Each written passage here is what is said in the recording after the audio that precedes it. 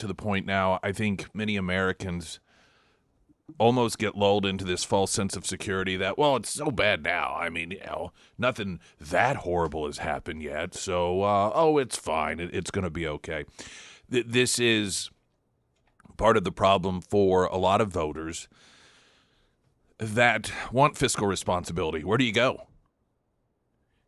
Yesterday, we've talked for some time the difficulty that a lot of Democrat voters have who aren't anti-Semitic, who don't support terrorism, that don't support abolishing prisons and freeing rapists and murderers into the street, as their party is taken over by people who openly say that's what they're going to do: abolish the U.S. Senate, expand the Supreme Court to get enough liberals on there to be a rubber stamp for the Democrat Party, and to take away the right of Americans to vote for the presidency and instead make that something that politicians do. These are all things that are part of their platform, the incoming Democrat class.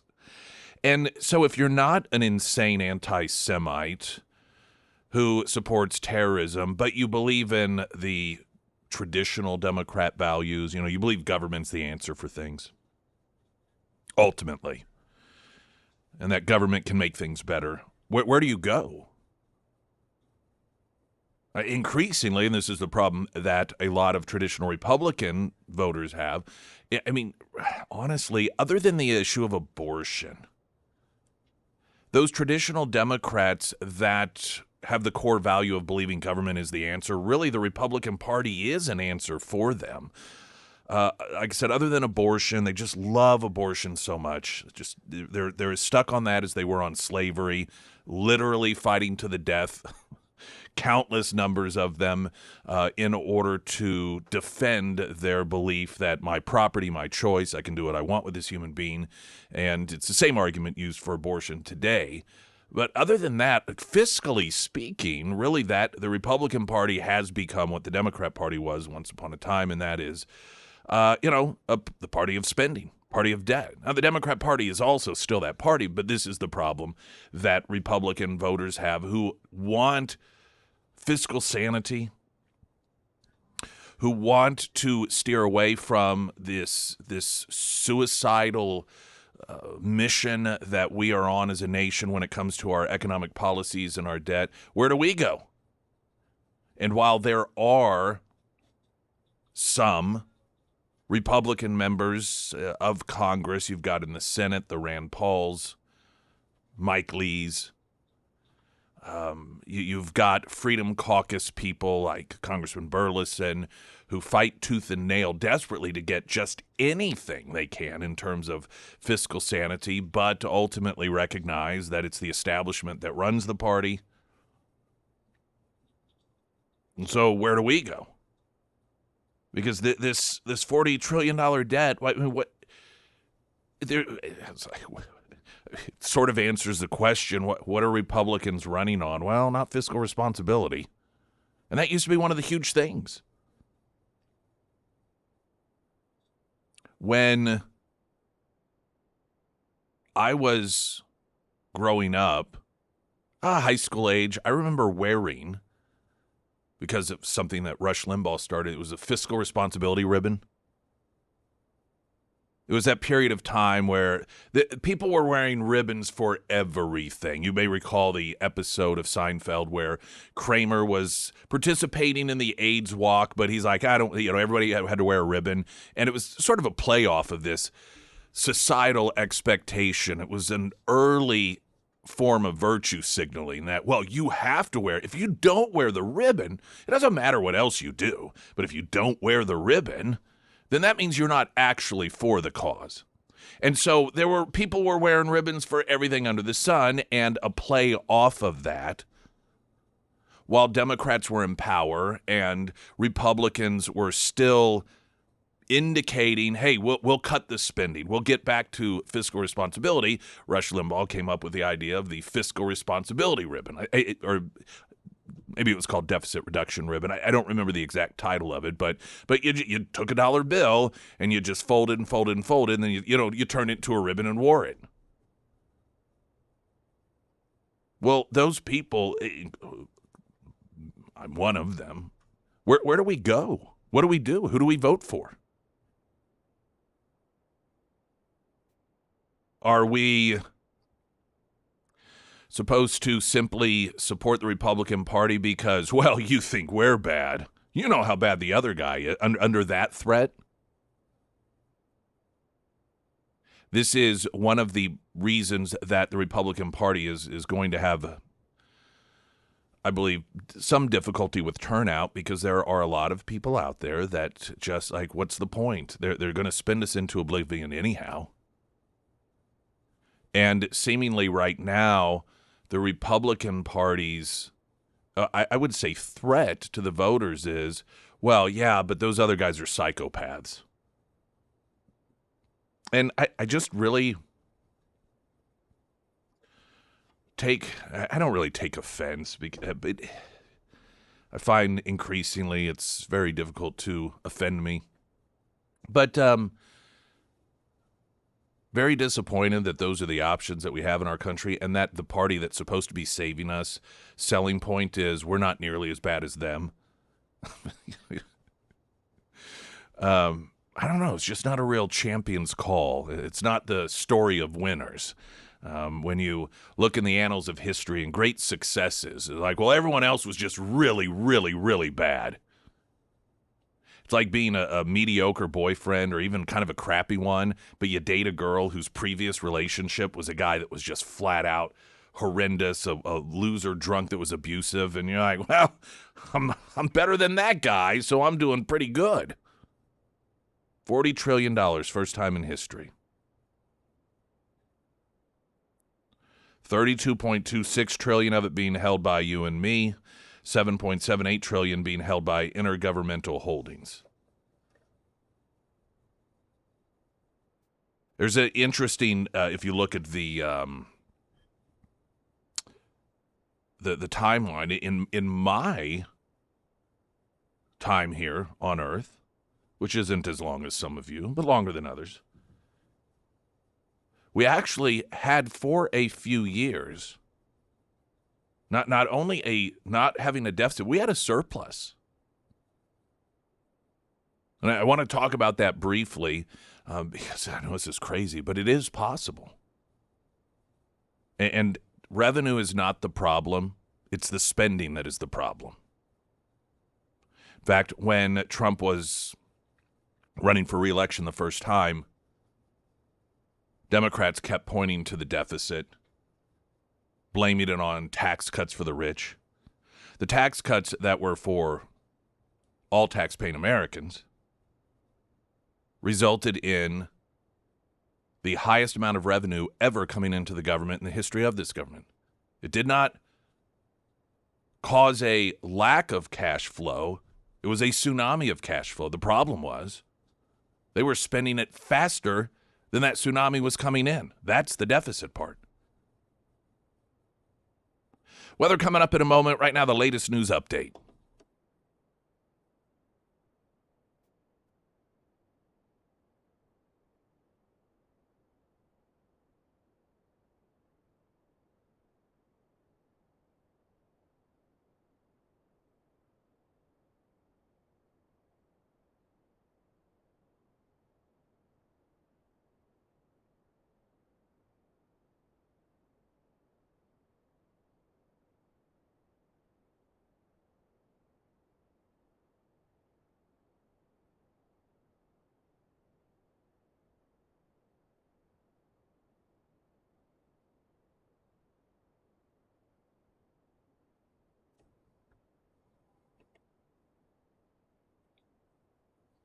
And the first alert forecast from Ozarks First, meteorologist Tom Schmidt, sponsored by St. Clair of the Ozarks Home Improvements. Today we'll see mostly sunny skies with a high near 92, heat index values as high as 99. Tonight mostly clear with a low around 68. For your Friday, mostly sunny with a high near 95. And taking a look at Saturday, mostly sunny with a high near 93. That story that Mike Landis was referencing there, and the judge noting that the redistricting done by the state legislature in Missouri cannot be challenged by referendum, and the judge, as Mike Landis mentioned Hoskins saying the Constitution says that redistricting cannot be touched by citizen referendum, and the judge's like, yeah, that's right, and they're going to appeal, those who want it changed back to the way it was. But that is top story at foxnews.com right now, that victory for the Republicans in terms of redistricting and giving, again, the Democrats a little taste of their own medicine.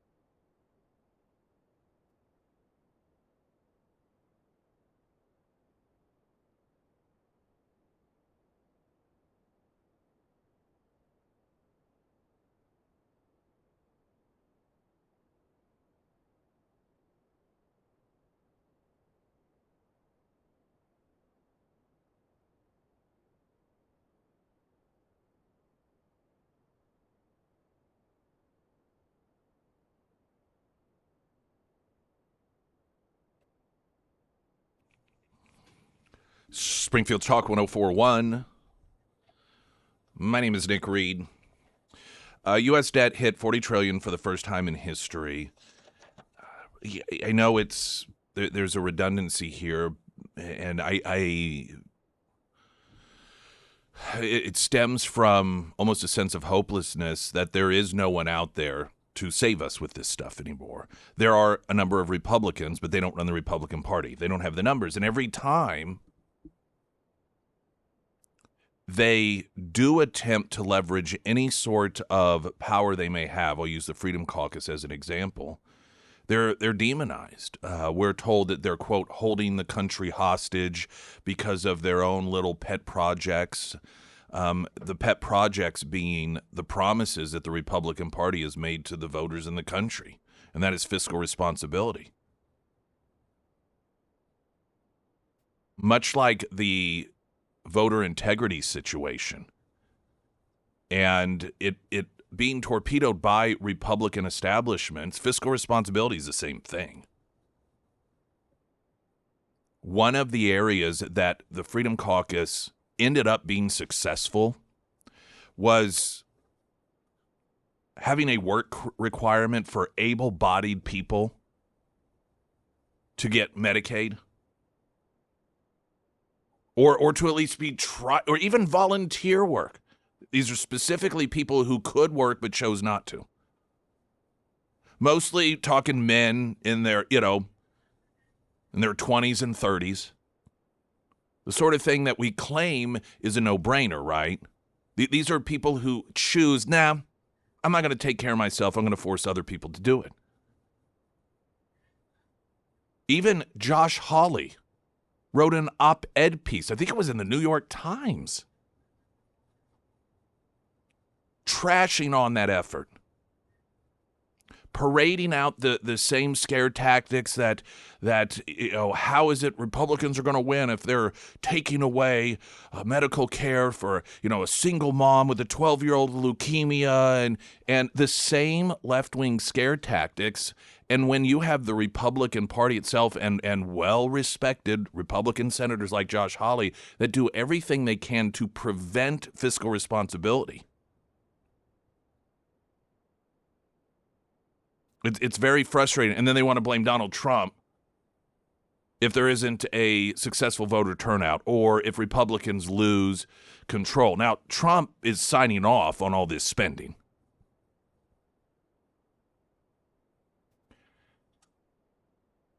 Trump, I'm trying to think of the best way to put this. If Republicans, if the party was run by people that said, no, these are the promises we made, and we are getting ourselves on a fiscal track in which we are going to start having surpluses so we can pay off the debt, Donald Trump would have signed that as well. Donald Trump, now, the COVID situation, virtually every Republican was on board with throw money at everything. And many of us at the time recognizing why it was being done and understanding why it was being done, but also knew it was going to turn into an economic disaster.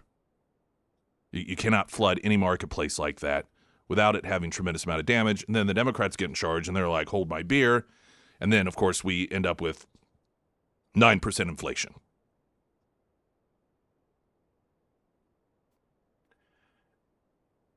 The second time around, and some of this is very recent history, but it gets forgotten. The big, beautiful bill. Trump, at the point there really became this stalemate between the conservative caucus that did get a lot of significant concessions, and that cutting off the wasteful spending on people scamming the Medicaid system being one of them. But it became very clear at some point that there was a stalemate, and that's when Trump's like, just send me the stupid thing, because Trump is an individual that doesn't like to spin wheels, and he understands to get deals done. Obviously, you want 100%, but when you get to the point you're only going to get 50 or 60, and there's no other movement, spinning wheels is just wasting time and drawing you away from working on other things. And so he's a guy, and this is how he gets things done. You swing for the fences, but when it becomes clear you're not going to get any more than a certain thing, or things are just stuck, then you close it up and you move on. And so my point being is, regardless of what Trump, even if maybe Trump would not want budgets sent to him that resulted in surpluses as opposed to deficits, if Republicans were at a stalemate there and like, hey, this is it. This is exactly, we cannot do anything else, then Trump would have signed that. Because he would have recognized, okay, wheels are spinning at this point. This is it. There's no budging on it at this point, and so we're going to move on. Let's say, for example, it was just flipped the other way around, and it was the majority, the establishment Republicans that were for the cutting of spending and ending up with surpluses, and you had this small contingency that was throwing a wrench in everything because they wanted more spending. And so they got a little bit more, but it still resulted in surpluses, just not as much of a surplus. And things were at a stalemate. Trump would have said, send it to me, I'm signing it. This isn't to absolve Trump of anything at all. This is saying that the source of the problem is, as constitutionally, when it comes to spending, is the source of the problem, and that's Congress.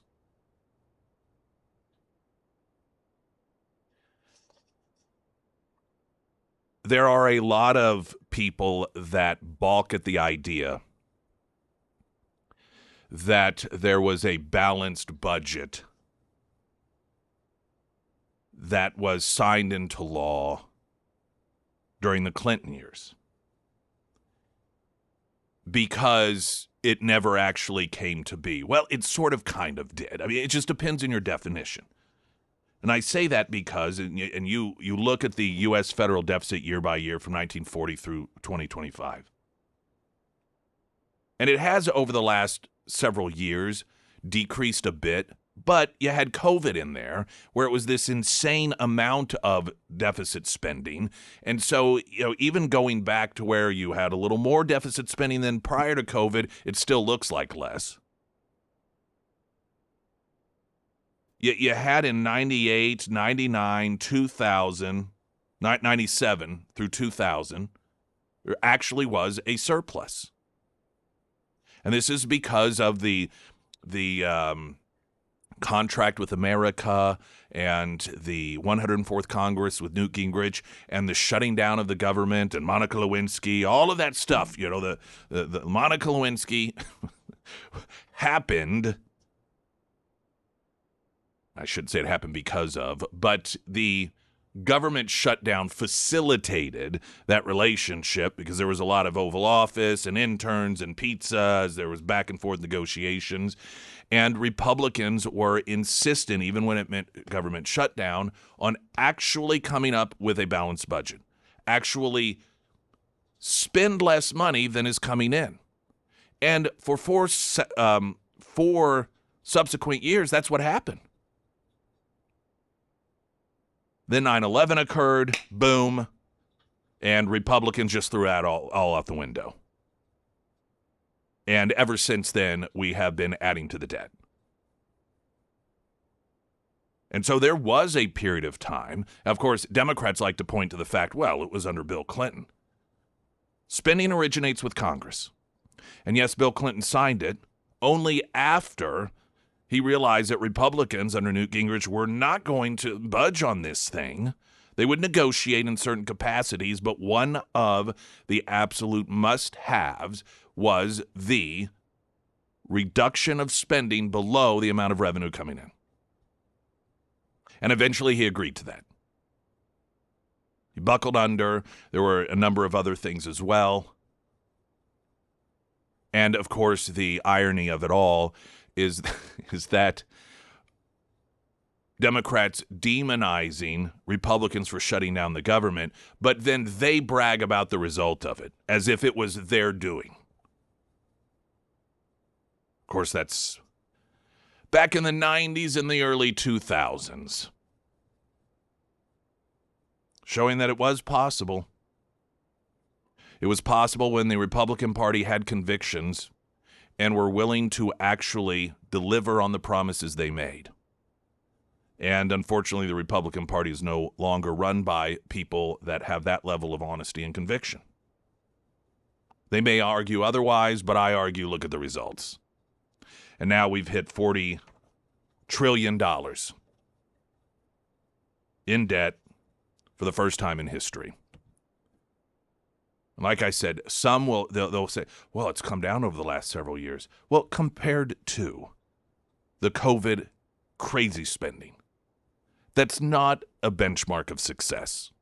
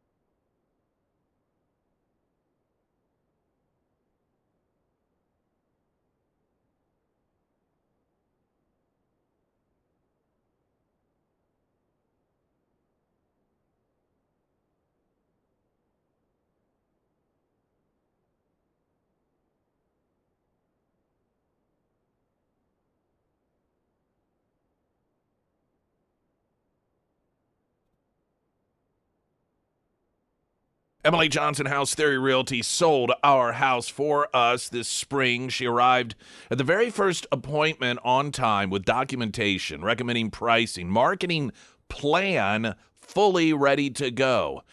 It was as easy as pulling a trigger. We had a good offer the first day. She continued to navigate us through the rest of the process. She had people who fixed the items their inspector found, and to my surprise, were principled enough to advise the inspector that he was wrong on a couple of things. Emily could not be more personable or easier to talk to. Boom. That's what you get. That's full service. That's premium. That's top of the line. That's a $20 burrito.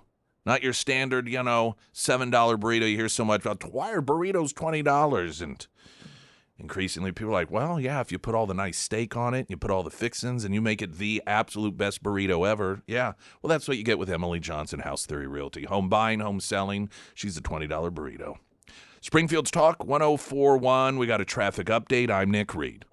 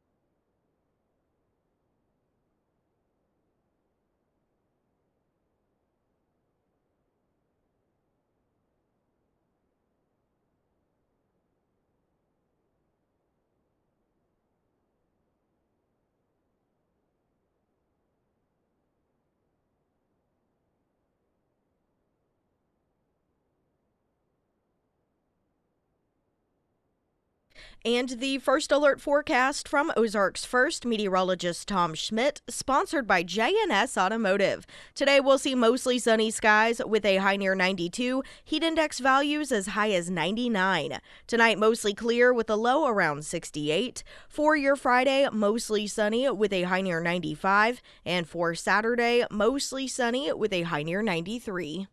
Have you seen, I was comparing Emily Johnson for the $20 burrito, which I'm sure she finds extremely flattering. But my reasons behind it, they stand. We've talked about this a bit, how on the conservative side there's become this battle for a while over the $20 burrito, and it came from someone complaining about a $20 burrito, and then someone else in the conservative podcasting commentary circles were like, you better not ignore that. This is a real problem. And then sort of this fighting over, whatever. And it's so interesting to me that even people that are common sense people, if you're not in touch with what is going on with average people, you are going to have a different perspective, even if you have the right approach. Because without all the information, you aren't able to best assess any particular situation. And I have seen, and this was my first thought when this whole debate was going on, like, do these people, some of these conservative commentators, I know, like, Ben Shapiro was involved, and Walsh, I think, was involved, and some of these others. And I'm thinking, do you guys ever go to a place and get a giant, like a really big $20 burrito, one that's $20? Because I don't think you do. And the reason I say that is increasingly I've seen people, and they're generally normal, younger people. They're not these left-wing entitled individuals saying this whole discussion over $20 burrito, this isn't some Taco Bell burrito. Yes, you can get a $20 burrito, but it's the size of a baby. It is more than a full meal. It is if you get like the best steak put in it, and you get guac on the side, and it's, it to me showed that the people who are having this debate over the $20 burrito, in their minds, they're thinking that pretty much all burritos are standard, and what a burrito should cost like $5 or $6, and it's being $20, and that's not what is going on in this world. It's not to say that there aren't struggles, and that because of the inflation during the Biden years, bumping up those prices as high as they did, that there aren't still some real struggles for people compared to the way that things were prior to COVID and prior to Biden. But this idea that a burrito, all burritos are equal, and they should be $5 or $6, and instead they're 4 times that much. Well, that's because some burritos are 4 times better, and you're adding 4 times as many things, and the quality of the products are 4 times better, and so that's why that happens. I can put down a lot, and I'm not one that really gets a lot of burritos, but where were we? We were...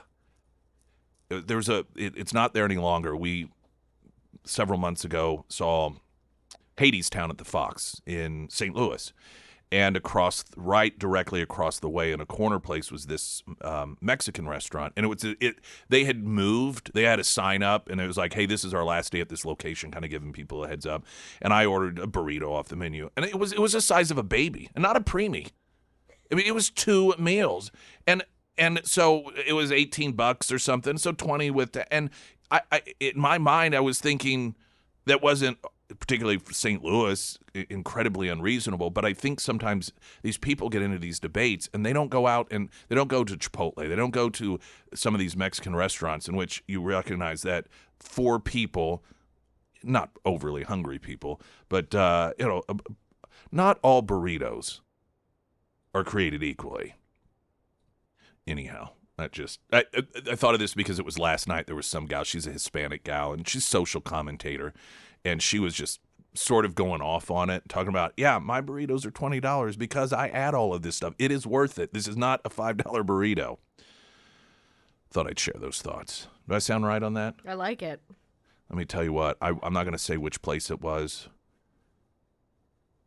The other day, the girl child and I were in town. She wanted to eat at Quick Noodles. I don't know if you've ever been to Quick Noodle. It's a neat place. South Campbell. Oh, wait, yes, I have been there. All right, so South Campbell, there's south of...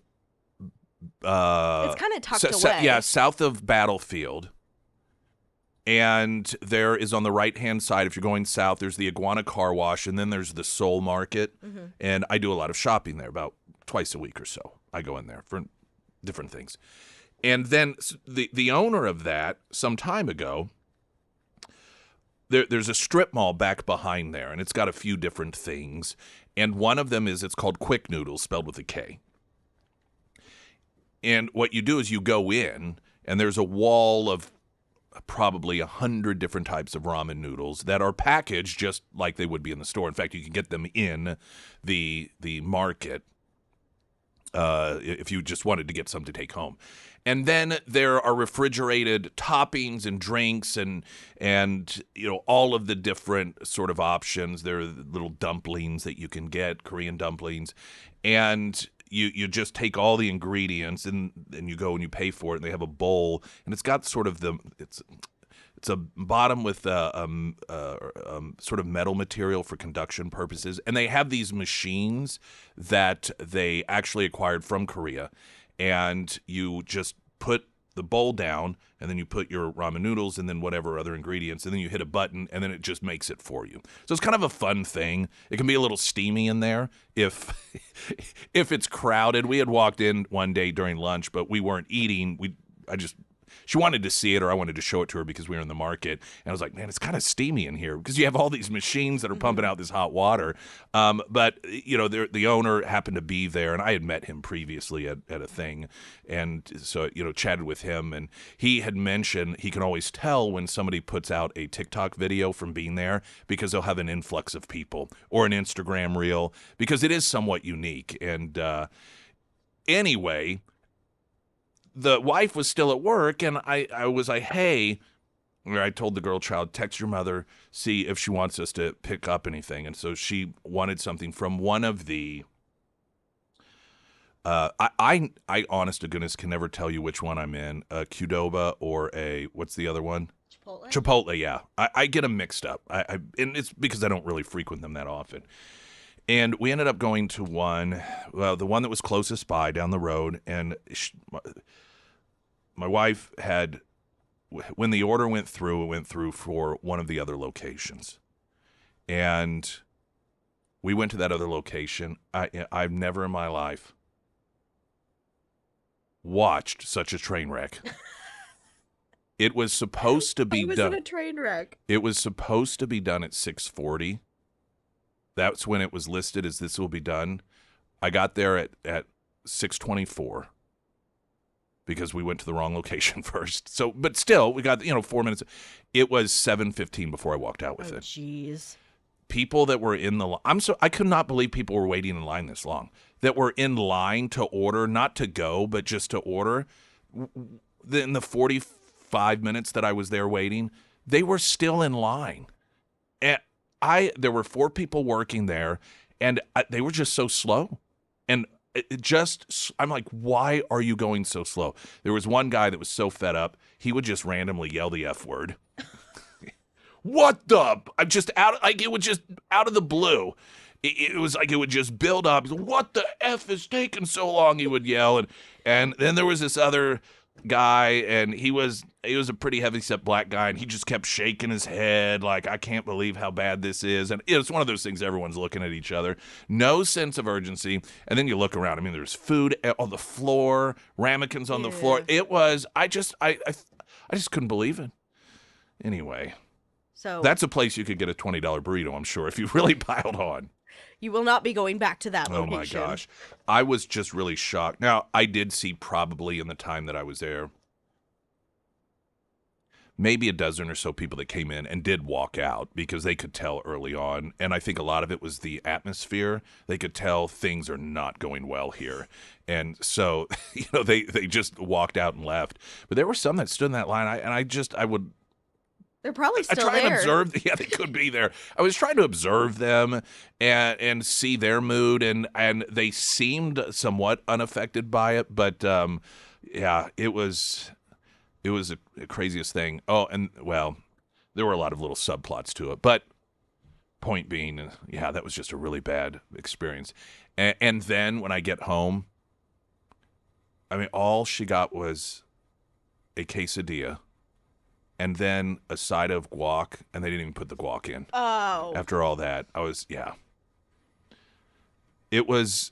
I'm enraged for her. It was for her.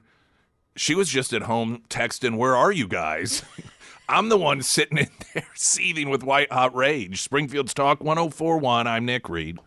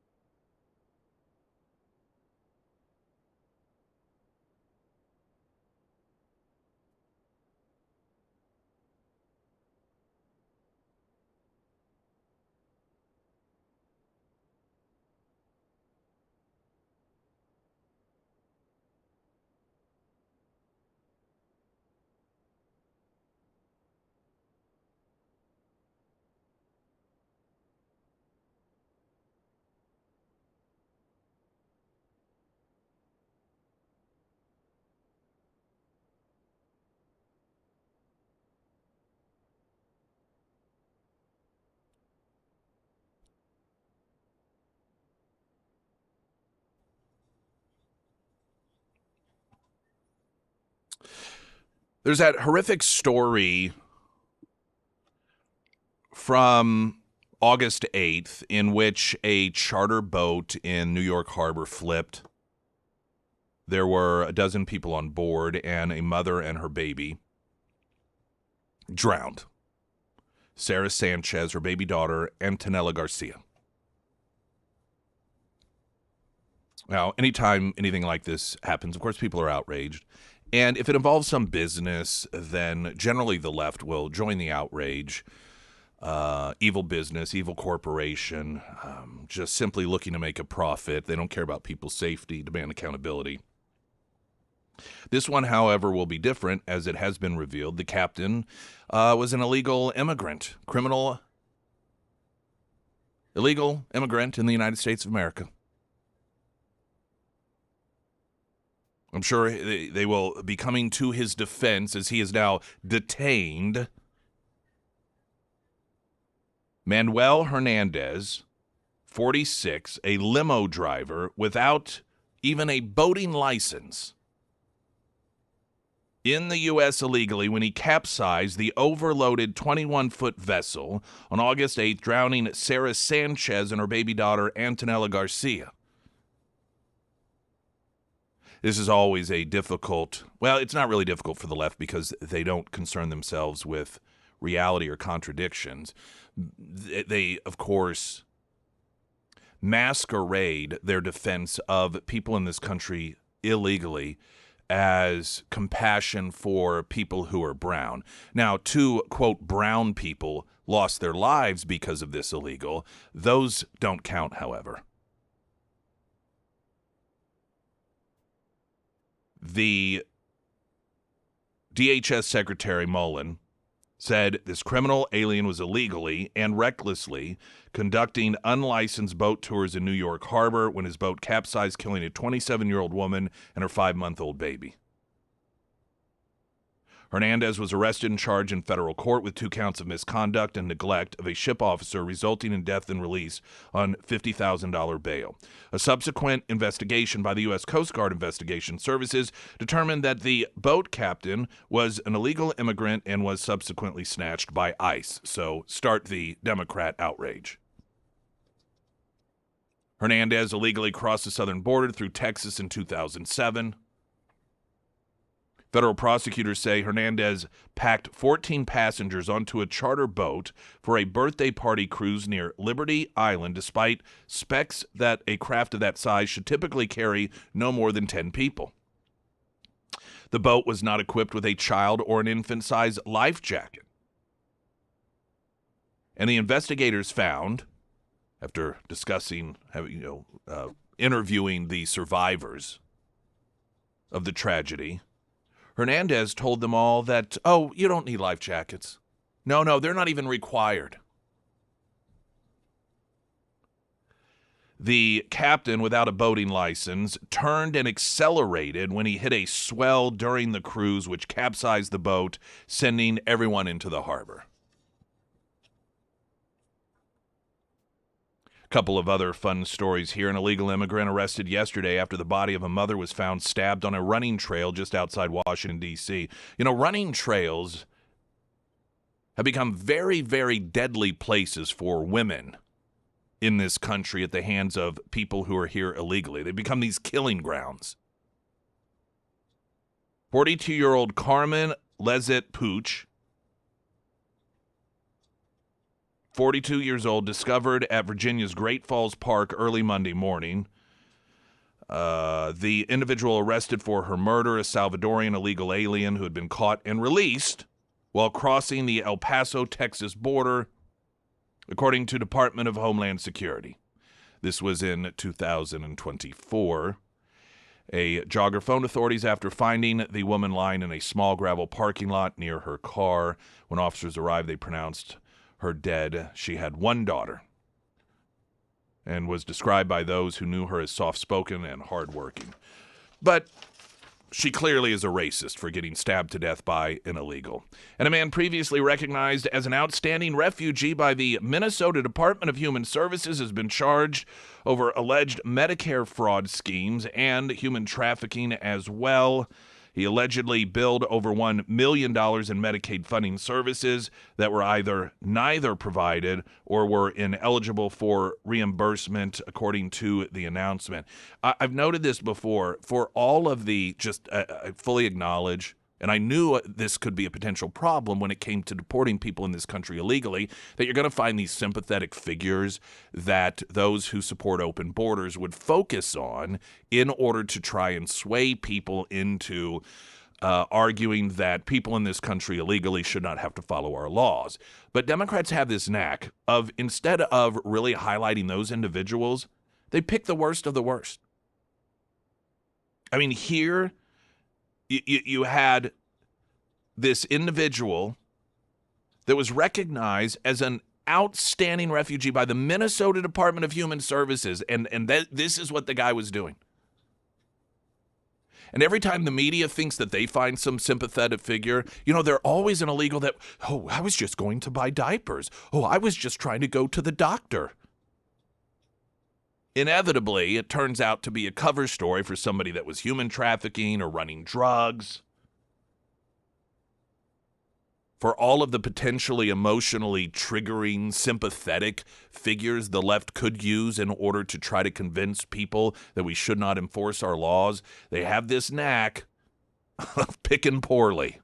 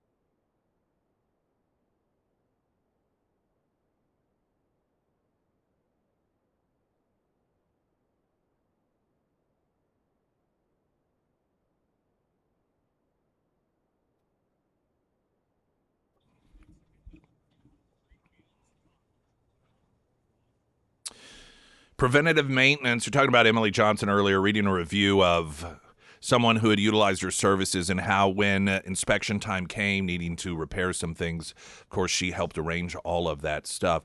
And one of the repairs that homeowners have to worry about inevitably are garage doors, and those springs break. The average lifetime of those springs you have is 3,000 times. Or I'm sorry, is about 10,000 uses, and the average home uses them 3,000 a year. So you get a little over 3 years. In terms of that, that's how long that they are actually built to last. Of course, they can last much longer than that. But if you're hearing squeaks or pops or just any of those noises you may have gotten used to when it comes to your garage, that is a garage door that is not functioning the way that it was meant to function. Like virtually anything with moving parts, things shift, they become a little loose, and with that comes the potential disasters. And so aside from just the normal breakage of springs, without routine maintenance, you could be causing even potentially bigger disasters, including damage to yourself, harm to someone who happens to be in the garage during the open and close. Brookline Door Works, make them your go-to. I would put them in your phone if I were you. 883-DOOR is their number, 417 area code, 883-DOOR. You can always find them. Brookline Door Works as well. So whether it's an emergency, they're on call 24/7, or that smart routine maintenance, brooklinedoorworks.com.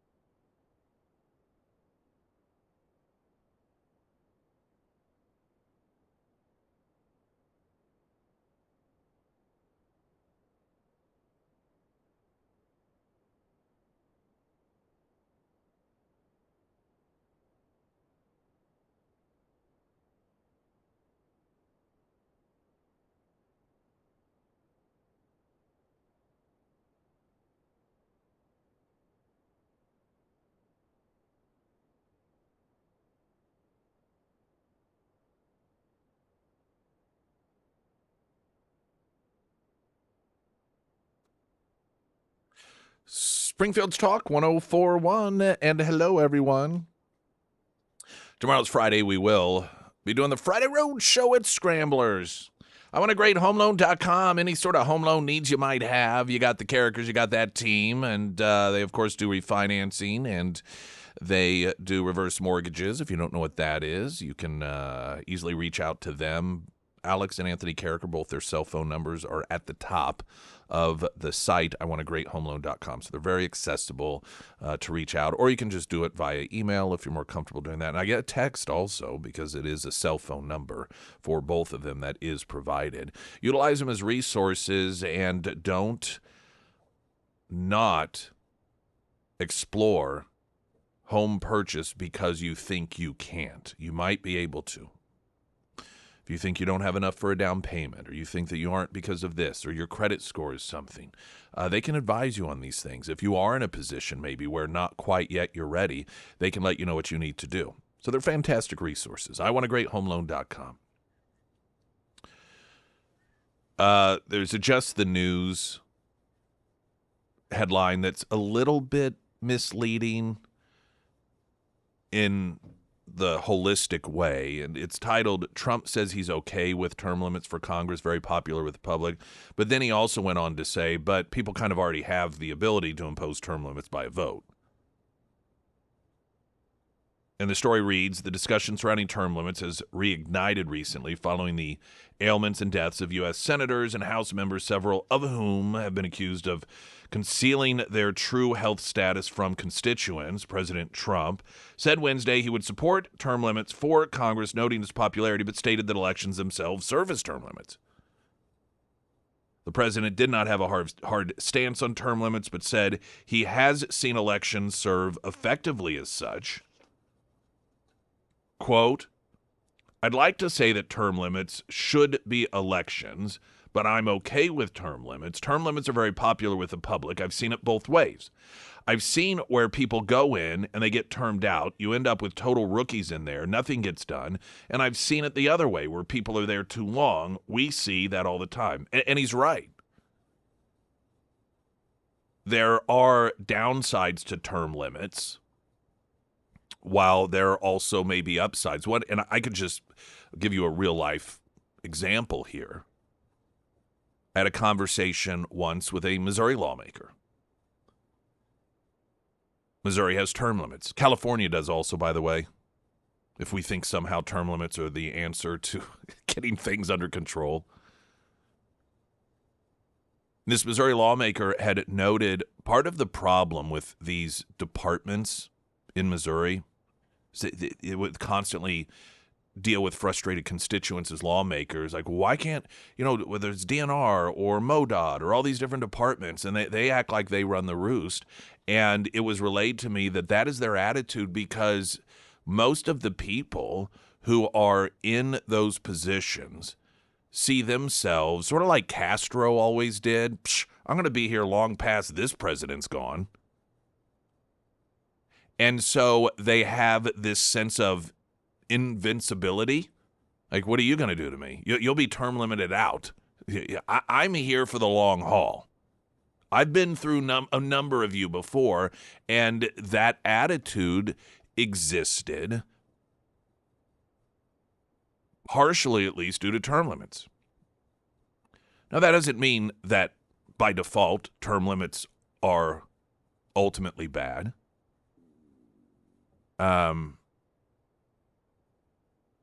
You look at obviously the national level, and term limits don't exist, and it isn't exactly as if department heads are responsive to elected officials anyhow, and so the term limiting factor isn't really something that you can point to and say it necessarily makes department heads feel invincible, as opposed to an arena in which there aren't term limits and they can't see themselves as outlasting elected officials, given that people in office tend to stay in office for a very long time, and there's truth to that. This is my sense on it. I don't even really believe it's worth discussing or entertaining, because that is not the problem. The problems that we have, I do not believe would be fixed one bit simply because term limits were put in place. I just don't believe it. If you were to look at states that had term limits and those states did not have some of the problems that states without term limits had, then I would say, okay, there's something going on here. But that doesn't happen. And like I said, California has term limits. Do we really want to look at California and go, well, yeah, look, it clearly has been a success out there, so we should replicate that on a national level? I'm not, when it comes to this, I like this issue as a discussion because to me it's not something that people default to, in terms of their political affiliation. Well, because I'm this political party, this is what I believe, and I don't have to think about it. And because of that, I think that it does, I don't want to say requires thinking, because I think some people do default to the opposite of what's happening. Like, politicians are bad and they're corrupt and they're in there forever, so that must be the problem. And so there's a default to it. But if you actually start talking about, okay, but why is that a problem? And let's look at areas of the country in which term limits are in place. What does that look like? Suddenly you're like, oh, actually, wait a minute, that's kind of a good point. It doesn't necessarily, there doesn't appear to be any sort of difference in terms of either ethics or effectiveness in governing when you have, the only thing we have to compare it to are states to states that have term limits versus states that don't have term limits, or, legislative bodies on a state level that have term limits versus, the problems that we have on a national level with Congress. And I don't see any difference. Zero. None. Nada. And I can't think of any of the real true problems we have today that would suddenly go away because term limits were in place. That's just my thought, my perspective on it. Weather coming up. Pyramid Roofing Company text line 447 KSGF. Latest news update.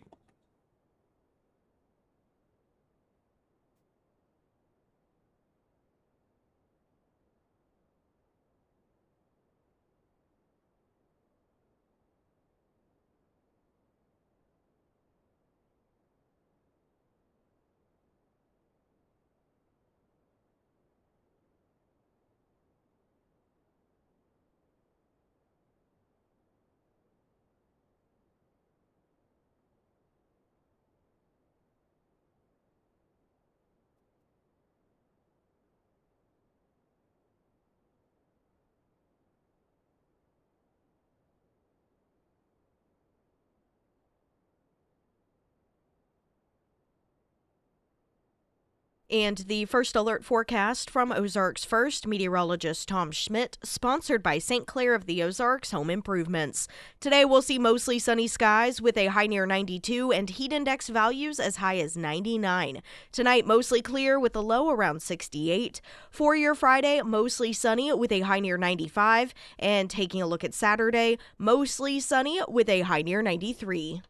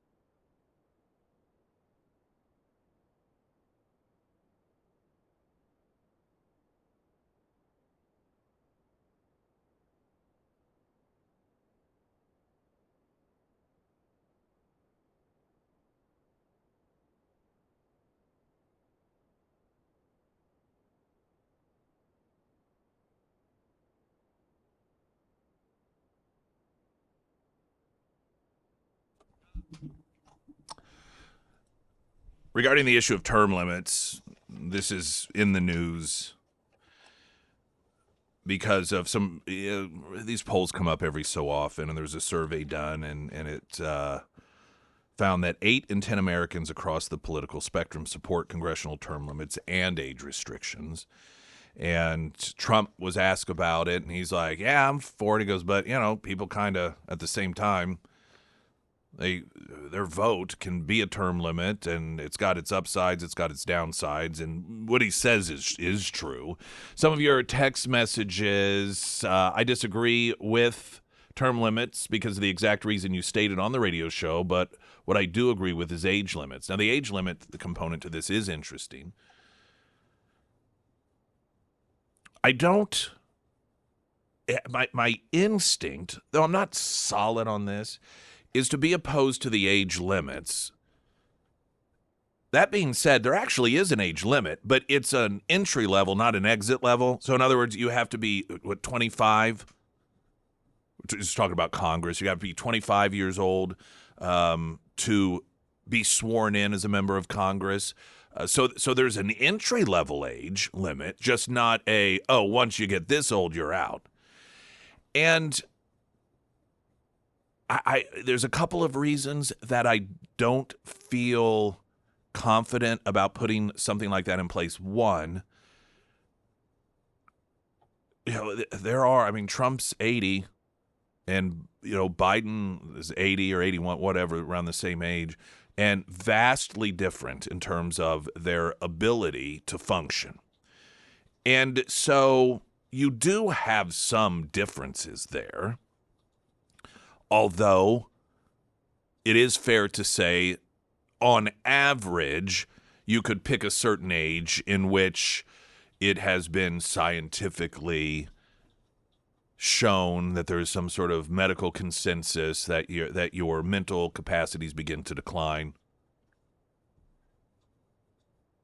The other problem with that is, as we continue to get older, I think I saw a report that claimed that someone born today, there's a very good chance people born today will be able to live to see the age of like 200 or something insane because of medical advances. I don't know whether it's that extreme or not, but we certainly do live much longer than we did once upon a time. And we know, look at the daylight savings time thing, how difficult that is to get changed, something that most people think is a no-brainer, or the photo ID to prove you are who you when you go to vote, and a majority of even Democrats support that. Can't get that done either. And so if there was, let's say we put an age of 75 in place, and in 70 years, life expectancy is 140. We think, well, yeah, Congress will raise it then. Can we bank on that? Don't know. Maybe. I don't know. It all really gets back to, well, just let the voters decide in that particular district. Let them make the decision. If they think this guy's too old or this gal's too old, then it's their choice. They don't always choose right. Mitch McConnell, good example of that.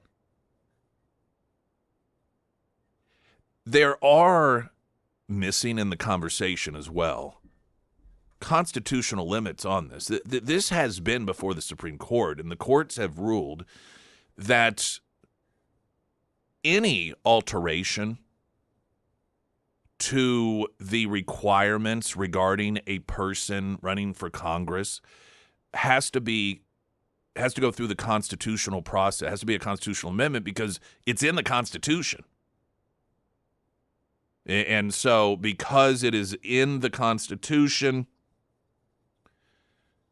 that's the way you have to go about it in terms of changing it. Now, of course, Second Amendment's also in the Constitution, but that doesn't stop the government from creating all these rules and restrictions and alterations regarding that as well. There was was it the 90s, I believe, there was a case that went to the Supreme Court in which some were arguing, okay, well, but what about individual states? So, for example, Missouri, it's our people we're sending up there, so what if we want to impose term limits on our elected officials? And it was a 5-4 decision saying, no, because, again, this is stuff that has to go the constitutional route. Clarence Thomas actually had written a dissent in that, arguing that there's nothing that says that the states can't do that. There's nothing that says only the federal government can make those decisions, and so by default, sort of a state rights argument that if the states want to put particular specific limits on their representation, then they should have the right to do it. But, he was on the dissenting side of that. And so it's not as easy as simply passing a law. According to the courts, you have to go through the entire constitutional amendment process, which, incidentally, this text message, you're 100% correct. Sending new people to work in the same broken system is not the solution. We have to restore a constitutional balance where decisions are made, where they are supported to be constitutionally good. Conversation for convention of states sometime soon. Always. What is the extent of California's term limited representation? State reps, U.S. House, No, it's state. Yeah, so it's, I sort of answered this just moments ago in the fact that the Supreme Court has ruled that states cannot create limitations outside of what the U.S. Constitution does when it comes to elected officials that go to D.C., that represent us in D.C. on a federal level. But the state level, just like Missouri, state legislature has term limits. California does as well. It's kind of a mixed bag as to what states do and don't. In my personal opinion, a congressman should focus not just on legislation and spending, but also fundraising. Historically, speaking, like our Congress and politicians all across the United States used to do really well with fundraising all across the country and would sometimes rely on fundraising over raising taxes. Okay. I want to give you an update on this story regarding an Alaskan nurse, and there were these people that paid her to be a surrogate, and then it turned out that the baby had some sort of heart condition, and the donor, if you will, the quote parents, demanded that the woman carrying the child abort the baby, and she's like, no, I'm not going to do that. And she ended up having the baby, and now the biological parents are suing her for $100,000 because she did not kill their child. Signs that there's no moral compass in a culture. I want to get you updated on this. And again, it's amazing how people on the left will completely not only abandon, but defy the entire premise for some of their fundamental beliefs, and that includes abortion, which they have to completely abandon the entire basis for their justification for abortion in order to support this.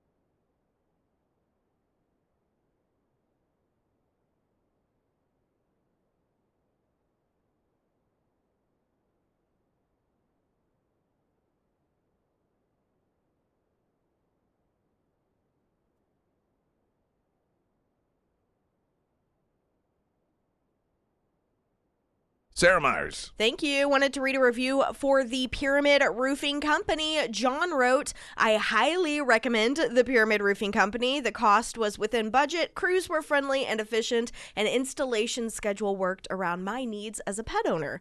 Josh was the only roofer out of 4 to give me a detailed quote. His quote actually came in just under what the insurance company estimated, and this was before he was provided with insurance figures. He also worked with the insurance company to make sure items missed on the initial insurance estimates were covered. Crews were quick, they worked well together, and cleaned up any mess. And as a pet owner, I have an older dog that has anxiety issues with loud noises, so Well, of course you do. of course. But guess what? Josh worked it out so he could schedule to have his dog out of the house when it was being worked on. And John wrote, small details like that are huge. And I really thought that was a very nice review from John. So if it is time to have the Pyramid Roofing Company out to your home, that's what you can expect. Reach out to Josh today. You can find all of the contact information for the Pyramid Roofing Company under the Sarah's Endorsements tab at ksgf.com. Just need to have a dog that's a coward, like I've realized mine is. Mine is all bark, no bite. Yeah, I could see that. I had a couple of guys over yesterday, I think it was, and for St. Clair of the Ozarks Home Improvement, just to look over some stuff. And they got to the house a little before I did, and so nobody else is home except Butters. And we walk in through the garage, and we're all talking, so she hears voices. She's barking, but she doesn't come in. And I look, and I look down the hallway, and she's barking, and then peeks her head around the corner to say, I'm like, you idiot. What a coward. Sit there and bark. And then she loves to bark at the neighbor dog. Well, suddenly, the other day, not only was the neighbor dog out there, but a second dog is a beagle. And you know those beagles, their bark is always so much deeper and bigger than the size of the... And suddenly, Butters wasn't the one yelling at the other dog. She was a little sheepish suddenly. So I've learned that... she sounds like a great protector. Yeah. I just have to bank on people thinking that she's going to do something violent because, no... But she's a corgi. They say corgis aren't loyal at all. You probably shouldn't have said that on the radio. Then. Yeah, well. Let everyone know. I got guns. I guess I'll just use that as backup.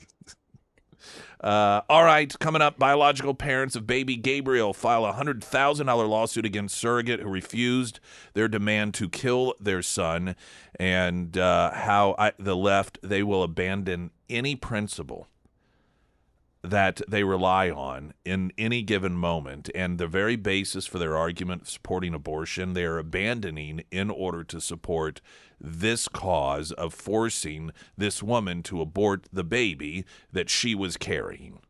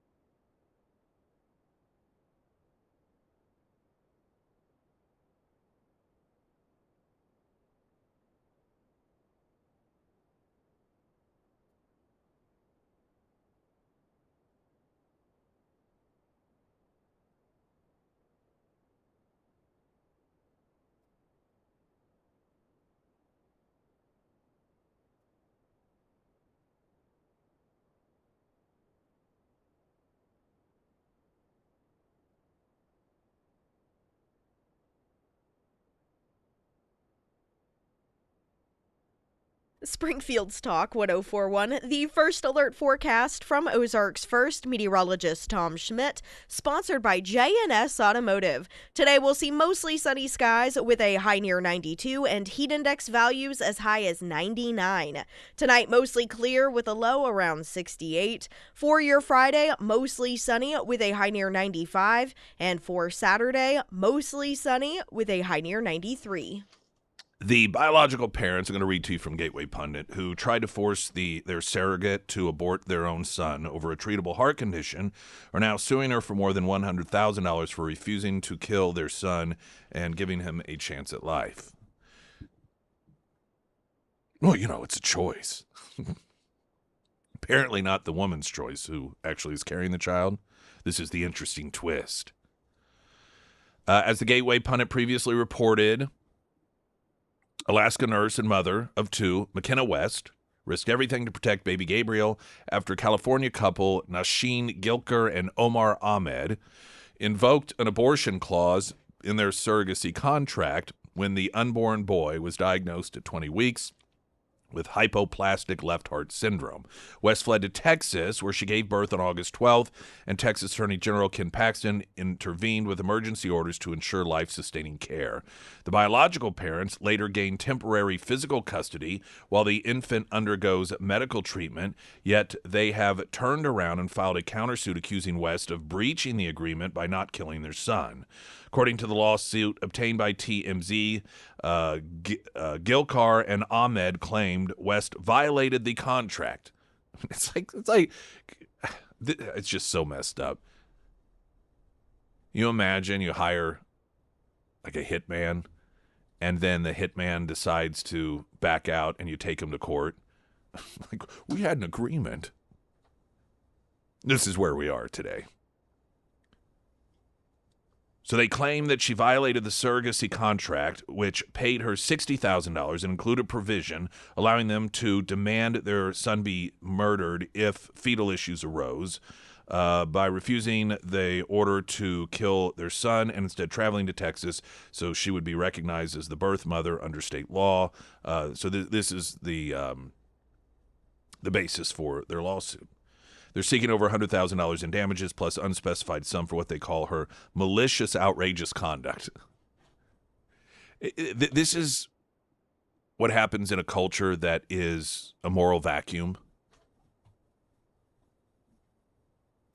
Here you've got these people that pay her to be a surrogate, which morally some people in and of itself, that they have a problem with that even. I don't think most people do, but I think some people have a problem with that. But the more problematic and just screwed up part of this is you have, because the baby's not going to be this perfectly genetic species, they demanded that the mother that is carrying the child, the birthing person, kill their son. And because she takes measures to protect the son from being murdered, the quote parents are suing her, claiming her conduct was malicious and outrageous. Not theirs, hers. When this is in the minds of a significant portion of the population, as I'm sure it is, a significant portion of the population that thinks this is perfectly legit, and we're talking about people on the left, is it any wonder we have begun to crumble apart as a nation? This moral cavity. West told the New York Post, "Every life matters. No woman should be forced to end the life of the baby she's carrying, including me. Baby Gabriel should receive a chance at life," she says. Now, this is, aside from the horrifically macabre moral vacuum that this is indicative of, It also shows how quickly the left will abandon even their most precious and fundamental arguments for some of their beliefs. And what has always been the argument when it comes to abortion? What is it? Always with the left. Well, it's my body. It is the body of the person that is carrying the child. Now, of course, that's an absurd argument because when it's a separate DNA, the moment of conception, that DNA, boom, it is created. That unique human component is created at the moment of conception. And as the child grows 10 fingers and 10 toes. The mother doesn't suddenly have 20 fingers and 20 toes. The mother doesn't have 2 heads. The mother doesn't have 4 lungs. The mother doesn't have 2 hearts. The baby has all of those things because that's what humans have. But if we are to accept it's really the only argument that they any longer use in order to support abortion. And that is, well, it's my body. Well, apparently, that's no longer the case.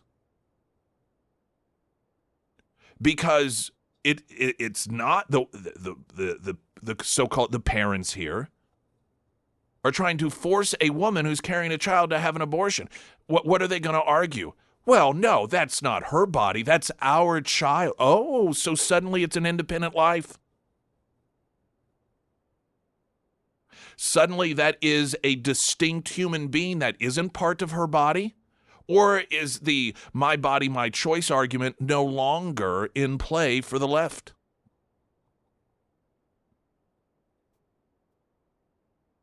When it comes down to it, I guess we have found the one thing thus far that has broken them from that my body, my choice justification. And what is the one thing? And this is how dark this belief system has become. When it prevents them from killing their own child.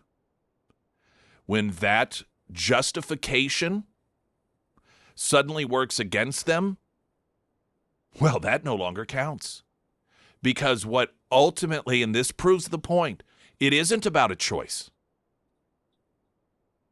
This isn't about the woman's body. If it were, they'd be like, well, what can we do? It's her body. This is about the belief some people have that they should be allowed to kill certain segments of the population if they want to. And in this particular case, it's their own child. And this case here proves that the my body, my choice argument is just cover for their desire and their belief that they should be able to kill their own children. Because that argument is out the window. No longer, because why? It works against them. It is a roadblock in this case to their ability to kill their own child. And so that argument is gone because it's not about my body, my choice. It's about this belief, this dark, demonic belief that people should be able to kill their own children. And listen, this isn't a new belief in terms of humanity or pockets of humanity. Over time, there have always been cultures of people who believe that certain segments of the population they should have dominion on, whether it's owning them as slaves or putting them in ovens and gassing them. This idea that is detached from morality and humanity, that certain people should be allowed to hold complete dominion over the freedom, the lives of other people, is something that is as old as time. By the way, the Springfield Planned Parenthood abortion has begun doing actual, I shouldn't say actual, but the procedural abortions, as opposed to their big, exciting grand opening announcement the week prior, in which it was the medical abortions. Now they're doing the full-blown tear the babies apart. And they're very, very excited about it. Springfield's Talk 104.1, I'm Nick Reed.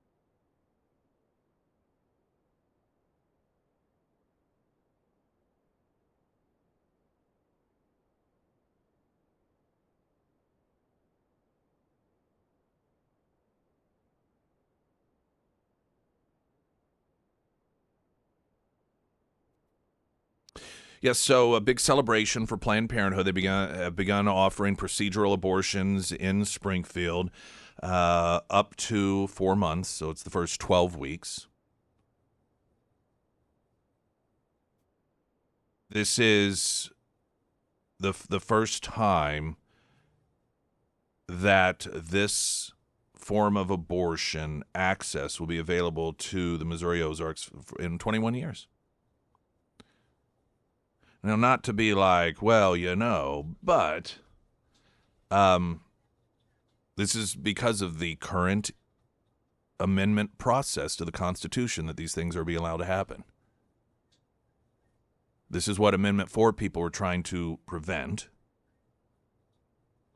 And it was, to me, darkly hilarious that the argument against Amendment 4 is that, well, it would just allow one area of the state, one district, one small grouping of people to veto something that would be in the Constitution, which I'm all for because I don't believe it should be that easy to get something in the Constitution. And the thing is, as it is now, one area of the state, one district of the state can change our Constitution. And my position always was, if we have to choose, if we're going to have a system in which either one area of the state gets to alter the Constitution or one can veto the altering of the Constitution, I was for the latter, which would have been Amendment 4. But as long as you have an area like St. Louis, that's all that's needed in order to make Missouri one of the most pro-abortion states in the Union. That's where we are today. So, just thought I'd mention that. Mentioning the hypocrisy of the left supporting these parents who are suing the person that actually carried their child because she would not abort the child. Suddenly, my body, my choice is irrelevant to them. I also love this story. An Idaho coffee shop owner says he and his wife have received nonstop death threats without providing any evidence that they actually have, following a viral confrontation in which he demanded a pro-life group leave his business and compared them to the Klan, which, of course, was the Democrat Party's recreational wing for a period of time.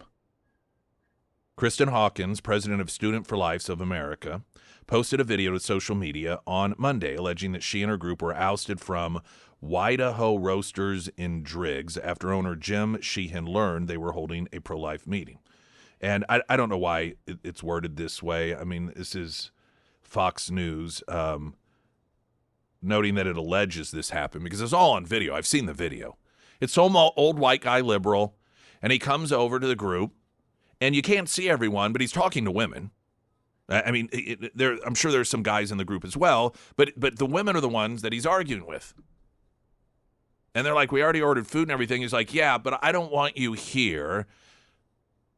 And he fully acknowledged it's because he supports a woman's right to choose and that he works towards that. And so he's just so offended by them when it comes to their position on abortion that he kicks them out of his establishment.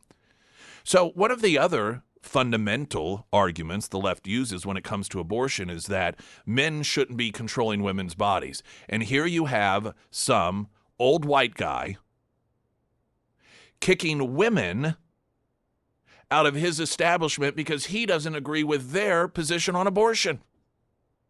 And of course, the left is celebrating him. So I guess that argument that men don't have a place to give an opinion on abortion because it's not their bodies is no longer relevant also. See, it's always situational. The reason these contradictions occur is because their belief is not really founded in any of those. It isn't about my body, my choice. It isn't about, well, this should be a women's discussion, not a men's. It's about killing people. And the moment that their standard bumper sticker slogans run contrary to that, they rip the bumper stickers off. And I just thought it was kind of neat that in a matter of, just a 48-hour period, we got to see two of their fundamental arguments in favor of abortion, watch them toss them aside. Springfield's Talk 1041. I'm Nick Reed.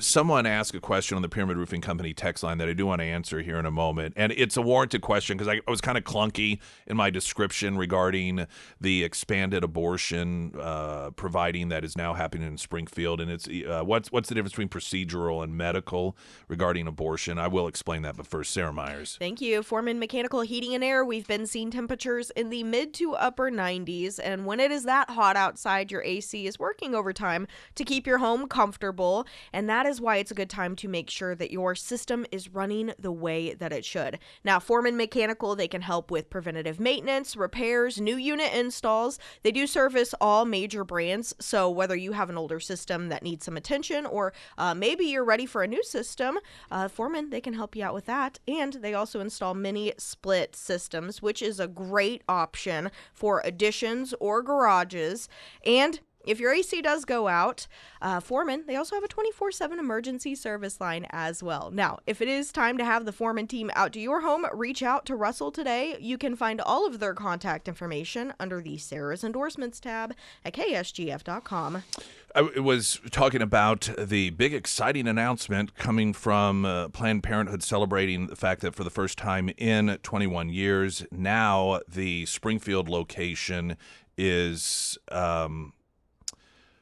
doing procedural abortions up to 12 weeks. So we're talking full 3 months.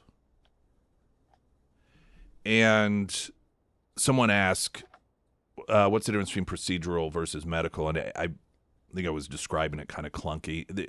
They were in the first week doing medication induced. So medication is what they were doing for the first week or two, and now they have bumped it up to where they just go in and physically kill the child.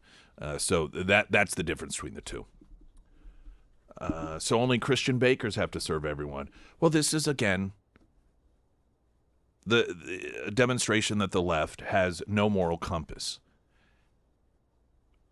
A video going viral, some white guy kicking out some women who were pro-life out of his coffee shop because they were having they were pro-life. They're having some sort of meeting. And suddenly, this subject that men are supposed to stay out of because it's a woman's issue, here you have a man kicking out women because they're pro-life.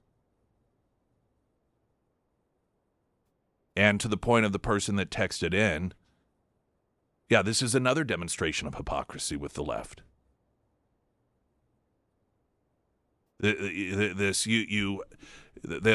We've seen it happen over and over again, and they're doing it in order to try to get before some sort of sympathetic judge. They'll go to some Christian baker, target them, and demand that the baker bake a cake and, thereby participating in a ceremony, gay marriage, that is a violation of their religious beliefs, saying, you don't have the right to not serve me. The left has no trouble whatsoever refusing service to people because of their beliefs. And not only that, they don't, it's a combination. I think some don't recognize that they turn around and celebrate doing the very thing that they will go to court in order to try and prevent someone with different beliefs from doing, and that is choosing whom they serve. Incidentally, these are actually different scenarios. I mean, the point still stands. But in the case of someone going to a baker and demanding that a baker create something for an event that they disagree with is different than just pro-life people eating or having coffee at a coffee shop. They weren't asking the owner of the coffee shop to participate in any sort of pro-life rally. They weren't. What would actually be apples to apples is if the pro-life people were, hey, we want to order enough coffee for 300 people, and we want to order 300 cookies and croissants or whatever it is the coffee shop did for our pro-life rally. They weren't even doing that. They were just there. So that's even worse in terms of an offense. Not even asking the guy to participate in their cause, as opposed to the left that demands business owners participate in theirs. So, and this is why it is fundamentally important for the left to condition their followers to be obedient and to not think things through. Because you have to rely on your supporters not going, hey, wait a minute, aren't we being kind of hypocritical, guys? Those that do recognize and understand, they don't care, because it's not about equality. It's not about fairness. It's not about living in a free society. They're authoritarians. And without any foundational moral compass, they believe that they should get to dictate to everyone their own personal preferences. They think they're gods. And so that's why, fair, honest people see this and like, oh, wait a minute here. I thought you guys didn't believe that people could refuse service to someone because of their beliefs. Because most of you are honest people who are not hypocrites and who believe in people having their own fundamental rights and beliefs. The left is not, that is not how they operate. They're authoritarians. And I know, add to the layer cake of total hypocrisy, they are the ones that constantly point to, the Christian nationalist and Donald Trump and these dictators and fascists. Oh, really? I do not think those words mean what you think that they mean. Incidentally, there was let me hold that. Let's see here. I'm in this sort of weird place where I have 40 seconds, so it's not even enough time necessarily to pre-sell what. Oh, I do want to talk about in the upcoming hour at some point, this deal with Darlene Graham, Lindsey Graham. I'm sure by now you've seen this because it actually happened. I think it was Tuesday night, this debate. They still have a primary coming up at the end of the month in which she was asked about, the U.S. and China and Taiwan. She's like, well, I actually don't really know much about foreign affairs stuff. And there's some conservatives, including talk show hosts, that are totally defending it. Like, what is going on in this world? News in 60 seconds.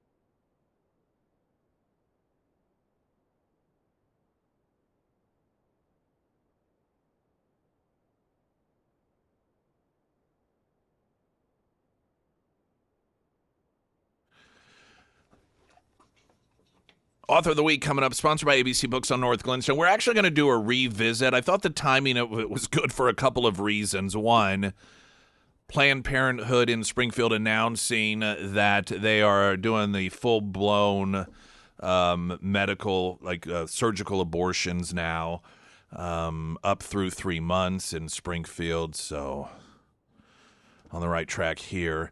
And then the Vitae Foundation event that is coming up on Friday. I believe it's sold out. Do we know if it's sold out? I'm not thought sure. I knew that it was getting really close, and that was Yeah. a couple of weeks ago. For some reason, I thought I saw something that referenced it being sold out. Riley Gaines is the keynote this year, and once again, I'm fortunate enough to be emceeing, which, gosh, I don't know how long. I've been doing it for a long time now, and they're always so kind to let me come back and do that. And I just love it because not only is it such a great humanitarian cause, it's a meaningful one, and I get to really meet some really cool people. And Riley Gaines certainly up there with them. So looking forward to that.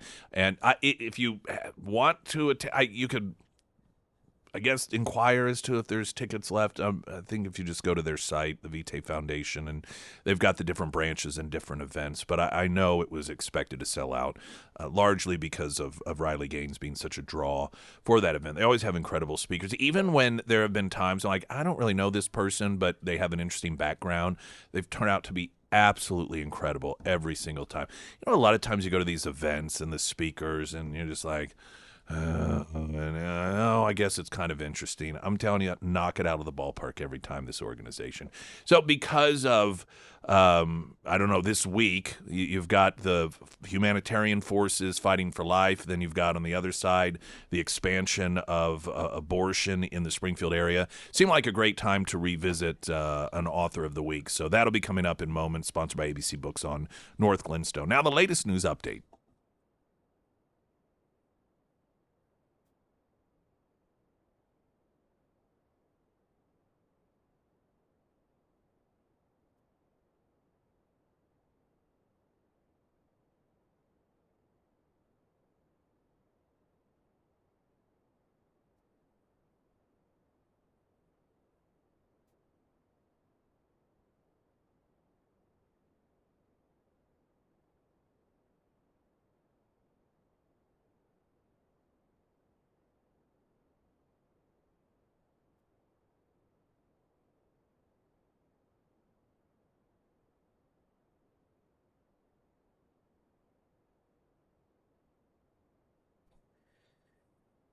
And the first alert forecast from Ozarks First meteorologist Tom Schmidt, sponsored by St. Clair of the Ozarks Home Improvements.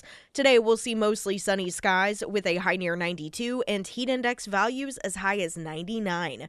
Tonight mostly clear with a low around 68. For your Friday, mostly sunny with a high near 95. And taking a look at Saturday, we'll see mostly sunny skies with a high near 93.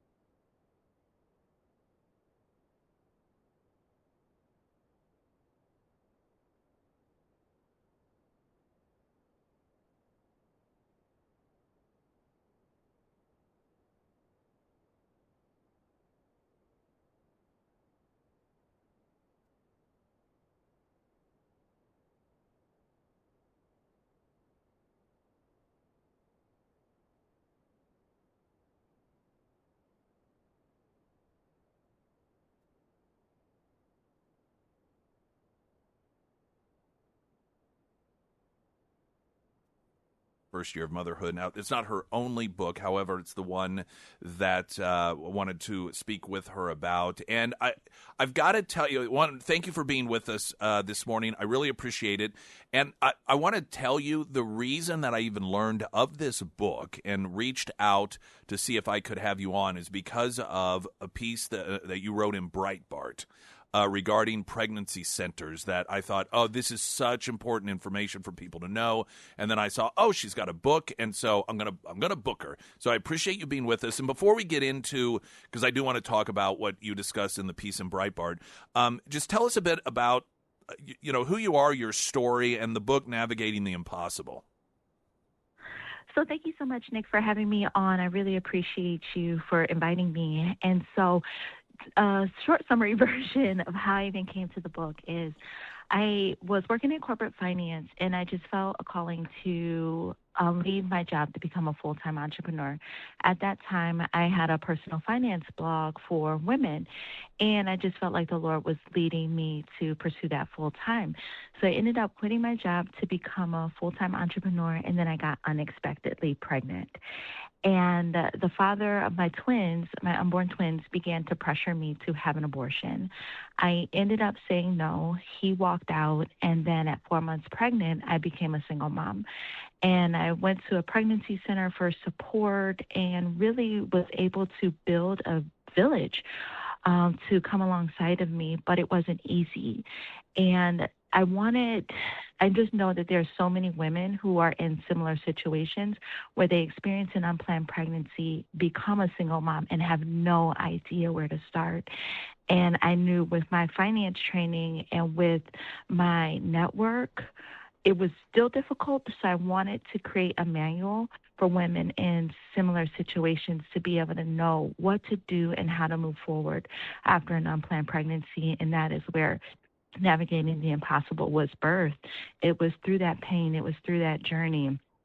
And I just wanted to provide some hope and some help for other women who are in similar situations. I want to reference here the piece that I read in Breitbart that, again, you wrote that prompted me to reach out to you. And ultimately, it was about oral arguments before the Supreme Court, First Choice Women's Resource Center versus Platkin. And you talk about in the piece, or write about, this experience, the pregnancy, and what it was that a pregnancy care center did for you. And the reason that I just feel it was so important for people to know this, I'm so grateful that you wrote this, is because one of the talking points that you oftentimes hear from those that are in the pro-abortion movement is that, well, pro-life people, they only care about the baby until it's born. And they portray pro-life individuals as not really caring about the mother. It's just an issue for them. And once the mother has the baby, they don't care any longer. And I know just from interaction and knowing folks that work at a pregnancy care center here and being involved in a certain capacity with Vitae Foundation, that these pregnancy care centers are just that. They are, and maybe you can talk a little bit about this as you wrote about in the piece, that pregnancy care centers are not centers that are there to convince you to have a baby and then off on your way. There's so much more. Absolutely. You're absolutely right. There is so much more to those centers. And for me, the experience that I had at the center was they cared deeply about me. And they also cared about the situation that I was in. And the funny thing about it is, when I was being pressured to have an abortion, full confession, I actually called to make an abortion appointment, but by the grace of God, they did not answer the phone. And I was one of many women. About half of abortions happen by women who are Christian. And I almost fell into that statistic because my plan was to make the abortion appointment and then go to Bible study. But then it was like the Lord stopped me from making the biggest mistake of my life and instead redirected me to a pregnancy care center. And these women, I just remember I was a mess even when I called. And they didn't rush me off the phone. They allowed me to cry. And just that gentleness, the love, compassion that I felt helped me to feel safe because I was being pressured to have an abortion and I wanted to parent my children. And these women didn't try and twist my arm, but they listened to me and helped me to develop my own voice to be able to have the courage to tell their dad that I was not going to terminate the pregnancy, that I was going to have them. But their support extended beyond that moment. And so even after I decided to parent, I still stay connected with them through their parenting program. So I was meeting with a counselor. I was taking parenting classes. And through that, I was earning baby bucks to be able to shop in their facility for certain items that I needed for my babies. I was able to get free diapers, wipes, baby food, formula. I got baby equipment. I even received baby clothes. I received community referrals to a baby safety class. I remember I was going to pay for a baby safety class because I thought that was important. But through the pregnancy center, I actually learned about a baby safety program where I could take a baby safety class for free. And upon completion, since I was having twins, I was able to get 2 free car seats. And that saved me a lot of money. So I not only received tangible material assistance, but the love and compassion that I received from them was priceless. And I just remember when I found the pregnancy center, actually the sonographer at my OBGYN's office told me about it because she saw me crying and she knew that I was a Christian. And I remember my sonographer encouraging me, saying, "You don't know what God is going to do with this experience." And she also directed me to that pregnancy care center where I was able to be encouraged, loved, and just cared for during a very difficult time. And very few people in my immediate circle even knew what I was going through. So these women really stepped in as a village of support for me and helped me to find the voice to say yes to the pregnancy I wanted, but also helped me to be able to have that conversation with my family, to invite them in to what was going on in my life. We're talking with our author of the week, Aisha Taylor. The book, Navigating the Impossible, a survival guide for single moms from pregnancy through the first year of motherhood. And I do want to ask a question specifically about the book coming up, but I wanted to make another point here because when we talk about the pregnancy care centers, understandably so, we imagine the single moms. But I know just, again, in the experience I've had, not as a recipient of the services, but just working with pregnancy care centers, is that a lot of times there is a father involved, but a father is also scared, particularly if they're young and maybe not financially steady. And so they offer the services to help fathers be fathers as well, which is something that I think oftentimes isn't recognized. Yeah, definitely. There are a number of pregnancy care centers across the nation that have fatherhood initiatives and fatherhood support. I've heard of and I know of pregnancy centers that have men who are volunteering in the center who will meet with the man while the woman is even having her intake and consultation, and that they do have fatherhood programs to help men, especially younger men who've never been a father before. And some of them might not even have dads themselves, so they don't even know what it looks like. But to have a positive male figure come alongside of these men, too. And I think that that's definitely important that the pregnancy center offers that. The unexpected pregnancy in particular is something that it just, and I imagine if you've never had a child, it's emotional chaos. It is, I have no idea what I'm going to do, how I'm going to do. And this may sound overly simplistic, but anything in life, I think it helps to, quote, have a list. And you talk about having a roadmap to guide you through it. Tell us about the roadmap and the importance of that roadmap. My corporate finance training, Maybe, where right? Everything, especially with month end. And so for me, I just took that, and it's just not me. I truly believe the Holy Spirit allowed me to be able to even come up with this because I didn't want to write the book because it required me to be transparent and vulnerable with people about what was going on in my own life and what I experienced. And so I think it's really important to be able to have a start. I kind of look at it as a what to expect when you're expecting, if you've experienced an unplanned pregnancy and you're going to be a single mom. And what the roadmap is the book is written in terms of where it takes women through building their faith. And I think a big piece of an unplanned pregnancy, especially if you're coming from a faith-based perspective, you can feel a lot of shame. And for me, I felt so much shame. I felt like I was a disappointment to God. I felt like I was letting my family, my friends, and my church down because I experienced an unplanned pregnancy.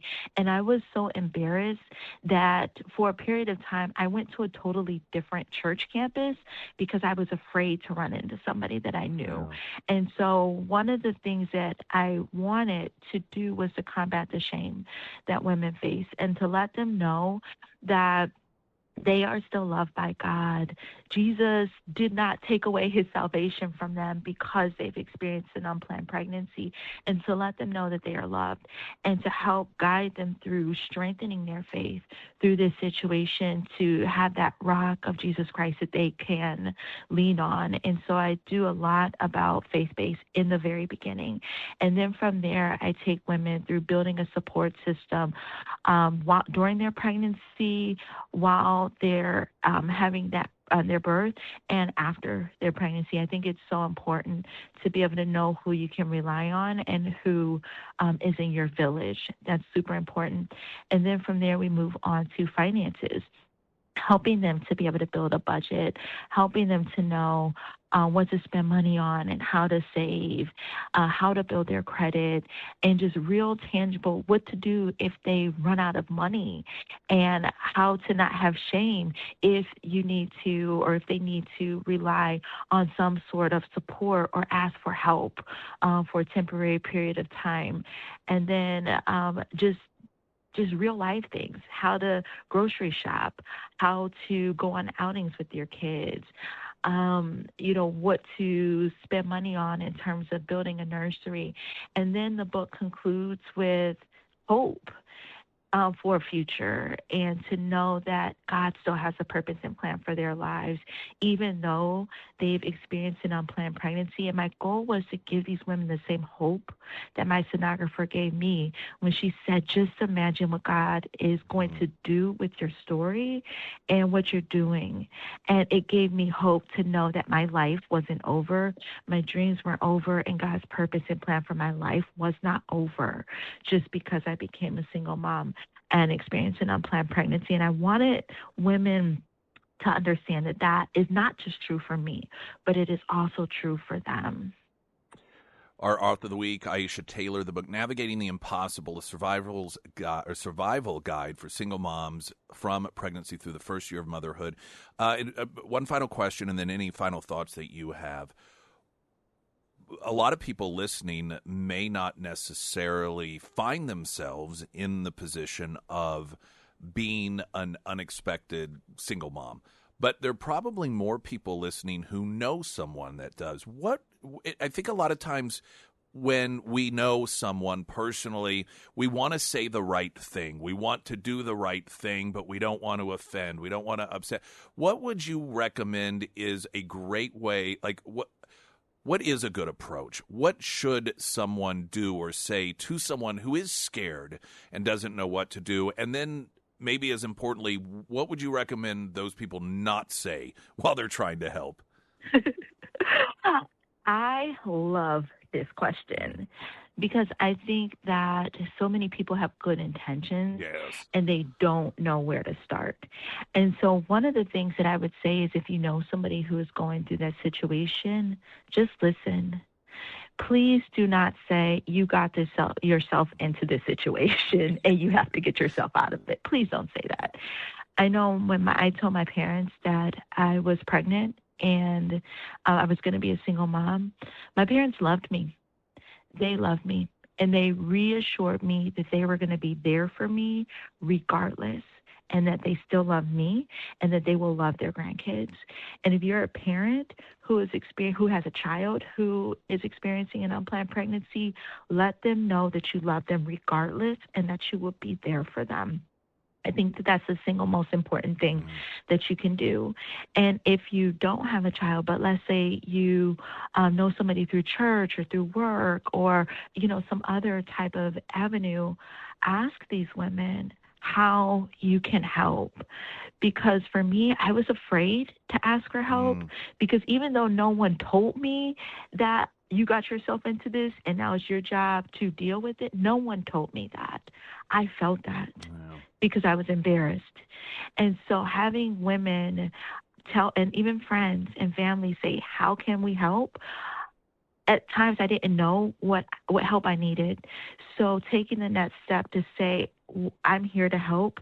Here is how I can help. Whether, because you know your skills, you know your time the best, and you know your availability. And so even if, like I had a friend of mine who was also one of my neighbors, she said, hey, I want to help. I love to cook and I batch cook. So if you're open to it, I can double the recipe and make freezer meals for you. And so that way you can take them out and thaw them. And I was like, I never thought about that. That is a great idea. And the same neighbor, she would come to my house and she would wash baby bottles for me. I had another friend who said, you know what, she didn't have kids, but she loved kids. And she said, you know what, just let me know, or here's a schedule. Here's when I'm free. I can come to your house and sit with your kids and play with your kids while you go take a shower. Or we can talk and I can just hang out with your kids while you do your laundry or things like that. So giving them ideas of how how you can help. If you love pets, some of these women who've experienced an unplanned pregnancy have pets. Maybe offer to pet sit for them, so that way they can so they can have one last thing that they can do.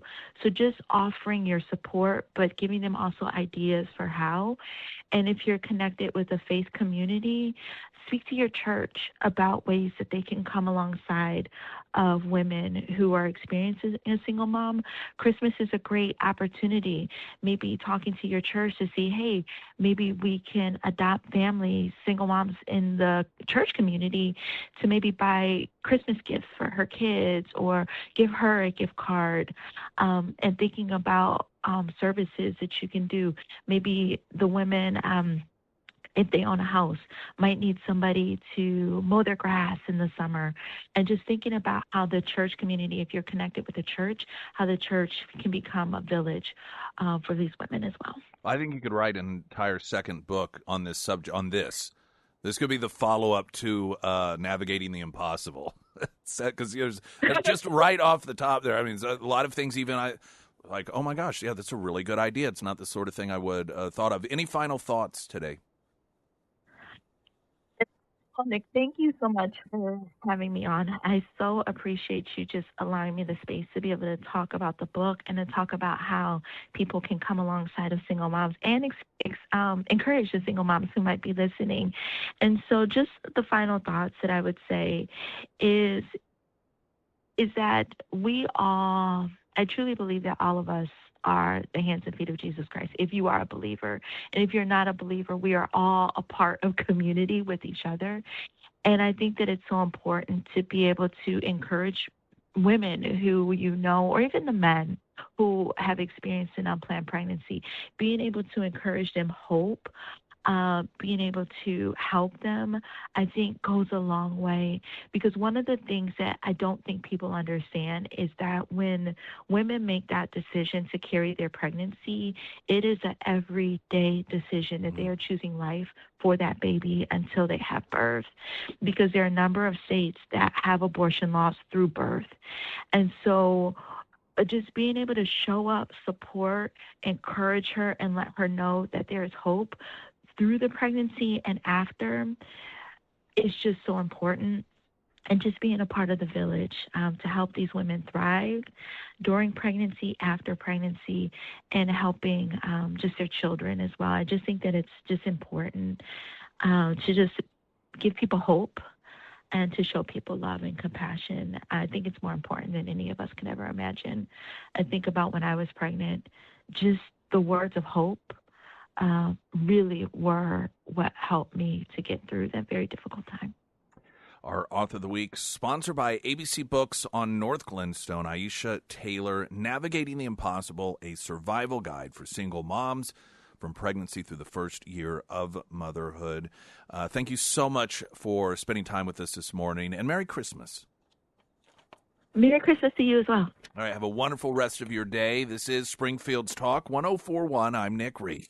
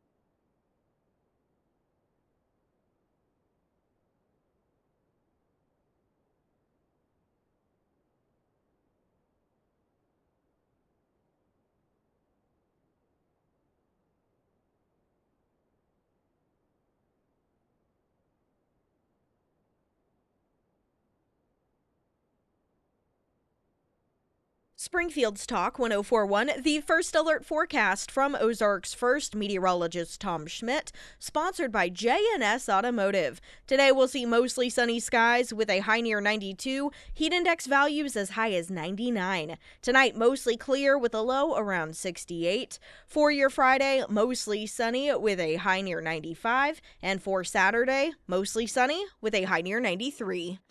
We talked yesterday about a in-depth research project that was done regarding polling specifically for the last 4 U.S. Senate races and whether or not because there's a belief, a narrative that the polls lean heavily towards Democrats. And so the effort was to determine whether or not that actually had happened as often as Republicans said it did. And so they went over 3,000 different polls over 4 election cycles for U.S. Senate, particularly looking at some of these, Senate races, Republicans, Democrats. And what they found is that 73% of the time, the polls leaned heavily Democrat versus what the actual outcome was. And it found that during the summer months in particular, so where we are right now, that Democrats showed they were actually 6 to 7 points better than they were when it came to Election Day. And by Election Day itself, it still showed that they were up 2.6%, I believe the number was, higher than what the actual results were. And that was consistent over 4 different election cycles. I bring that up because of this headline, and it just... the media is so pathetic. Newsweek headline, shock poll shows Republicans behind in America's reddest states. Well, as that survey showed, that's not a shock because every election cycle that they studied with 3,000 polls, it always shows this during the summertime. One of and they went through specific races, one of which was Lindsey Graham's most recent U.S. Senate win, and how it showed him being beat by the Democrat the summer before, and then it, closing to where it was going to be neck and neck on Election Day, according to the polls, and he won by 10 points. Lindsey Graham did.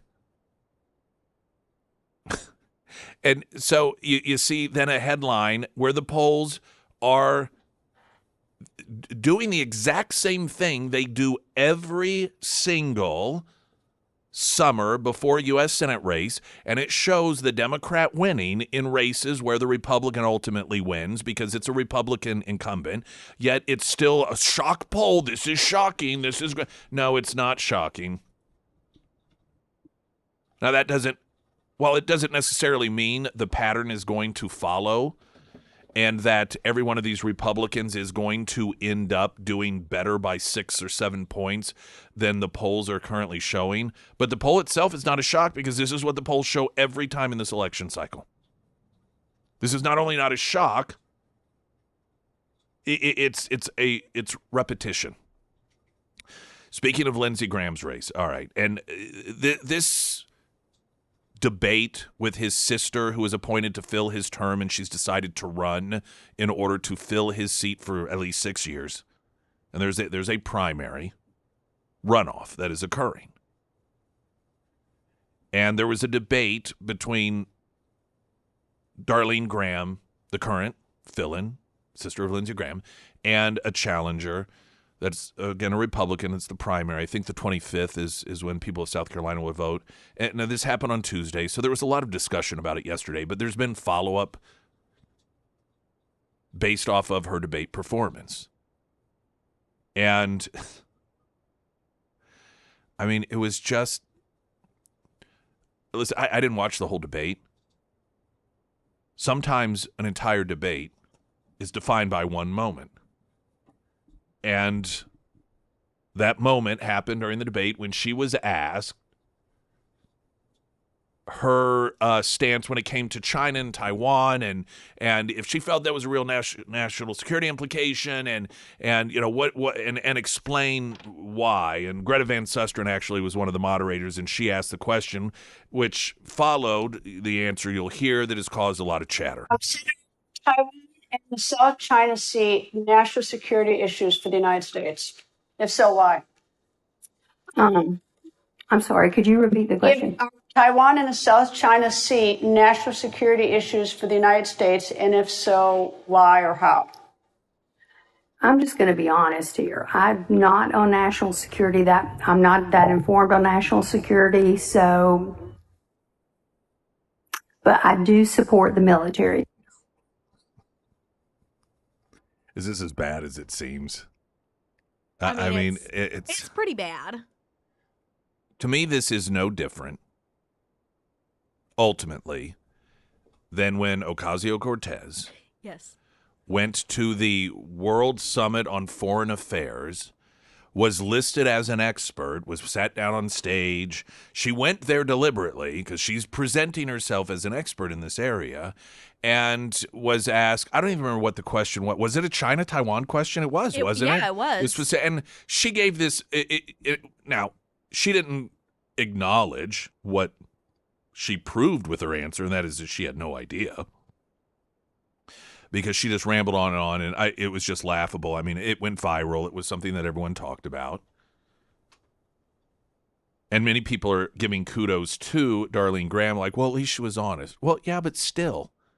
I mean, it's like if I go to the dentist, and then the dentist's like, by the way, I'm not actually a dentist. I have no idea what I'm doing. Do I say, oh, you know what? You were honest. Go ahead. Have at it. No, I'd say, thank you for being honest, but I'm not going to use you as my dentist.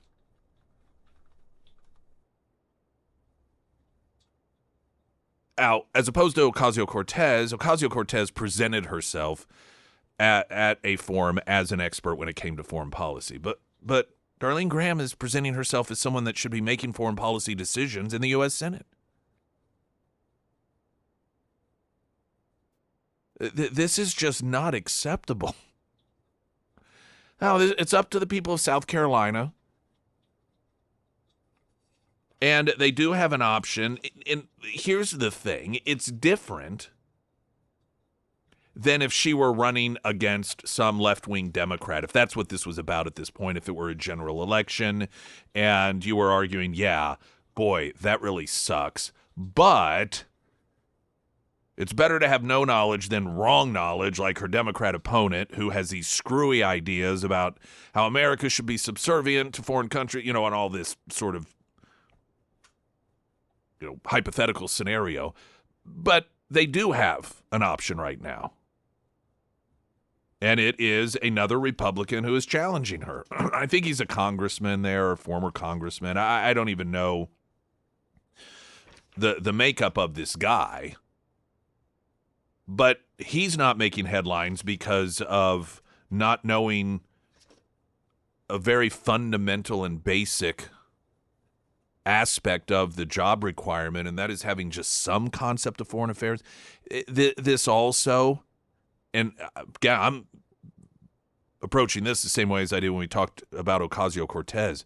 How on earth does she go into a debate not knowing that this is probably going to be asked, particularly given that the people of South Carolina have an expectation through her brother, who served as a U.S. Senator, of being heavy when it came to foreign affairs. I mean, that was one of Lindsey Graham's big pillars of his Senate career, was involvement and strong opinions on foreign relations.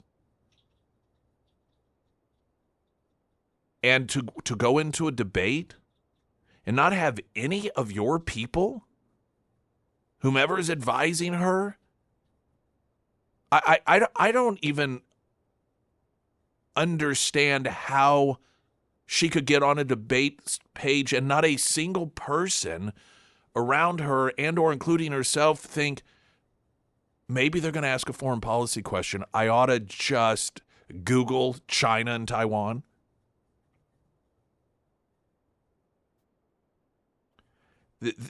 I want to believe, and Republican voters in South Carolina are different than Republican voters in Missouri and different than Republican voters in Florida, and everyone's different. But I'd really like to think the standards for Republican voters have not fallen so far that you lose a lot of street cred pointing at and mocking and having grave concern about Democrats voting for people who demonstrate that they have no idea what they're talking about. If you turn around and when it comes to something as important as foreign policy, you're like, oh, well, she'll learn. No, no, that's not how that is supposed to work. Now, I want to play another bit of audio. She was clearly doing damage control on Sean Hannity's show last night. And I really I didn't hesitate. I'm like, all right, how do I do this? Because it's important to play his question. But in doing so, it is going to conflict with my perspective on this. And the only reason I had, because I find it a little unbecoming when hosts criticize other hosts. Because it's particularly when the other host is wildly more successful than the host doing the criticizing. It's like, he clearly, in terms of being a, radio and television host, has a few rungs higher on the success ladder than I am. And so it's like, who am I to criticize? But it's unavoidable, given the next point I want to make, to it's not a criticism of him, but the perspective that he is providing her that she is then utilizing as her excuse as to why it isn't important for her to even know about these things. And so this issue of Taiwan came up last night, and I know people have made a big deal about it. And I'm like, I wonder how many people around the country, if I gave them a map, could pick out Taiwan. I don't think many, and not just the whole country, never mind South Carolina. Right. I think you're 100% right, Sean. And, I tripped up on one question last night regarding Taiwan. But, I've said many times, I'm not a politician, certainly not a career politician. I don't speak politician. I was just honest, and I think that's kind of a foreign concept. But I talked to several people today. I traveled around the state, and they said, we appreciated the fact that you were honest. And I did say several times that, China is our enemy, our military and economic threat to the United States. Of course, Taiwan is our friend. But I think people in South Carolina are more worried about making ends meet. They're concerned about boys and girls sports. One lady talked to me extensively about that today. They're concerned about the Second Amendment. They're concerned about the Save America Act, illegal immigration. So they're concerned about a lot of other things other than Taiwan. If Republicans begin lowering standards to the point that this sort of position is acceptable, then might as well just forget about it. The justification that, well, most people aren't running for U.S. Senate. That because most people probably can't find Taiwan on a map, that somehow makes it a wise decision to put someone in the U.S. Senate who says, I don't really know much about foreign policy. Because most people don't know the ins and outs of brain surgery. But I sure hope that when a hospital is hiring a brain surgeon, they don't use that as an excuse to hire someone who doesn't really know much about brain surgery.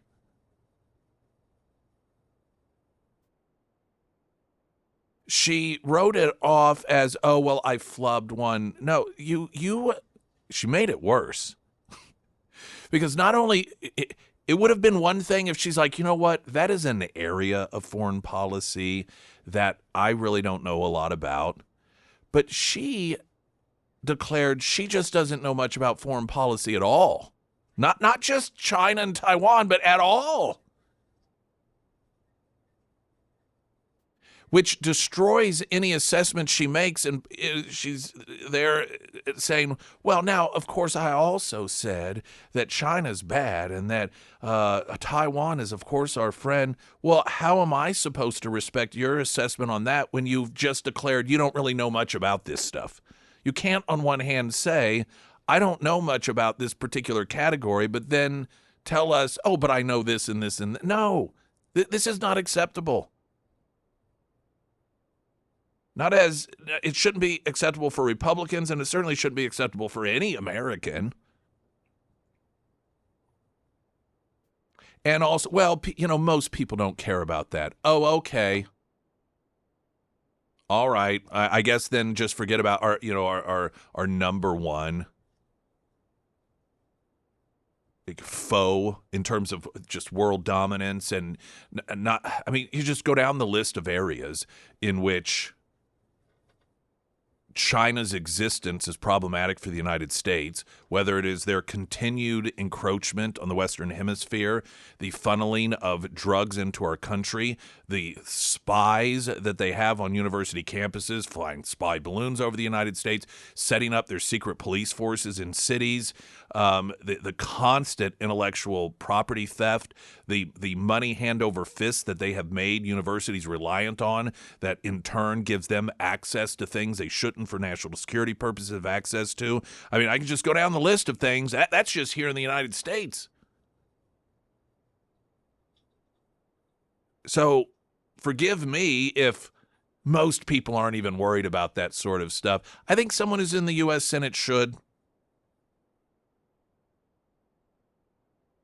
That's just my opinion. Now, when it comes to the electability factor as well,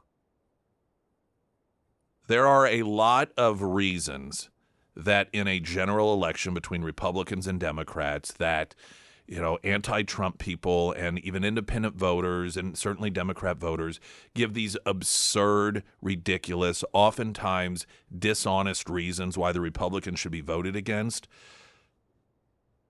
But it's very difficult to argue against people who may be undecided and say, well, that one claims she doesn't even know about foreign policy stuff. I don't know that I want to vote for her. Yet it's very difficult to tell someone like that that's an absurd position to take. And I can tell you right now, if I'm the Democrats, I'm thinking that could be the difference between this being solid red and just maybe being able to take this thing. Just playing that over and over and over again. She also, which normally would be a bigger deal, claimed that South Carolina had 50 million residents, which of course it doesn't. But that's been overshadowed by, this foreign policy thing. Republicans have to do better.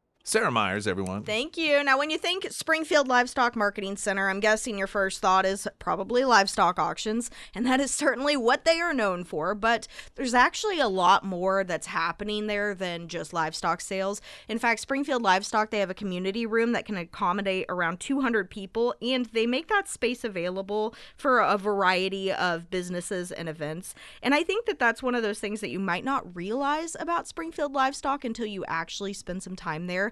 It's a really versatile facility, and they're doing a lot more than just hosting their traditional livestock sales. They also have a restaurant, a vet supply store, and even a barber. And of course, when it does come to buying and selling livestock, that is the place to go as well. So, hey, whether you need more info on sales or maybe you're interested in that community room, you can find all of the contact information for Springfield Livestock Marketing Center under the Sarah's Endorsements tab at ksgf.com.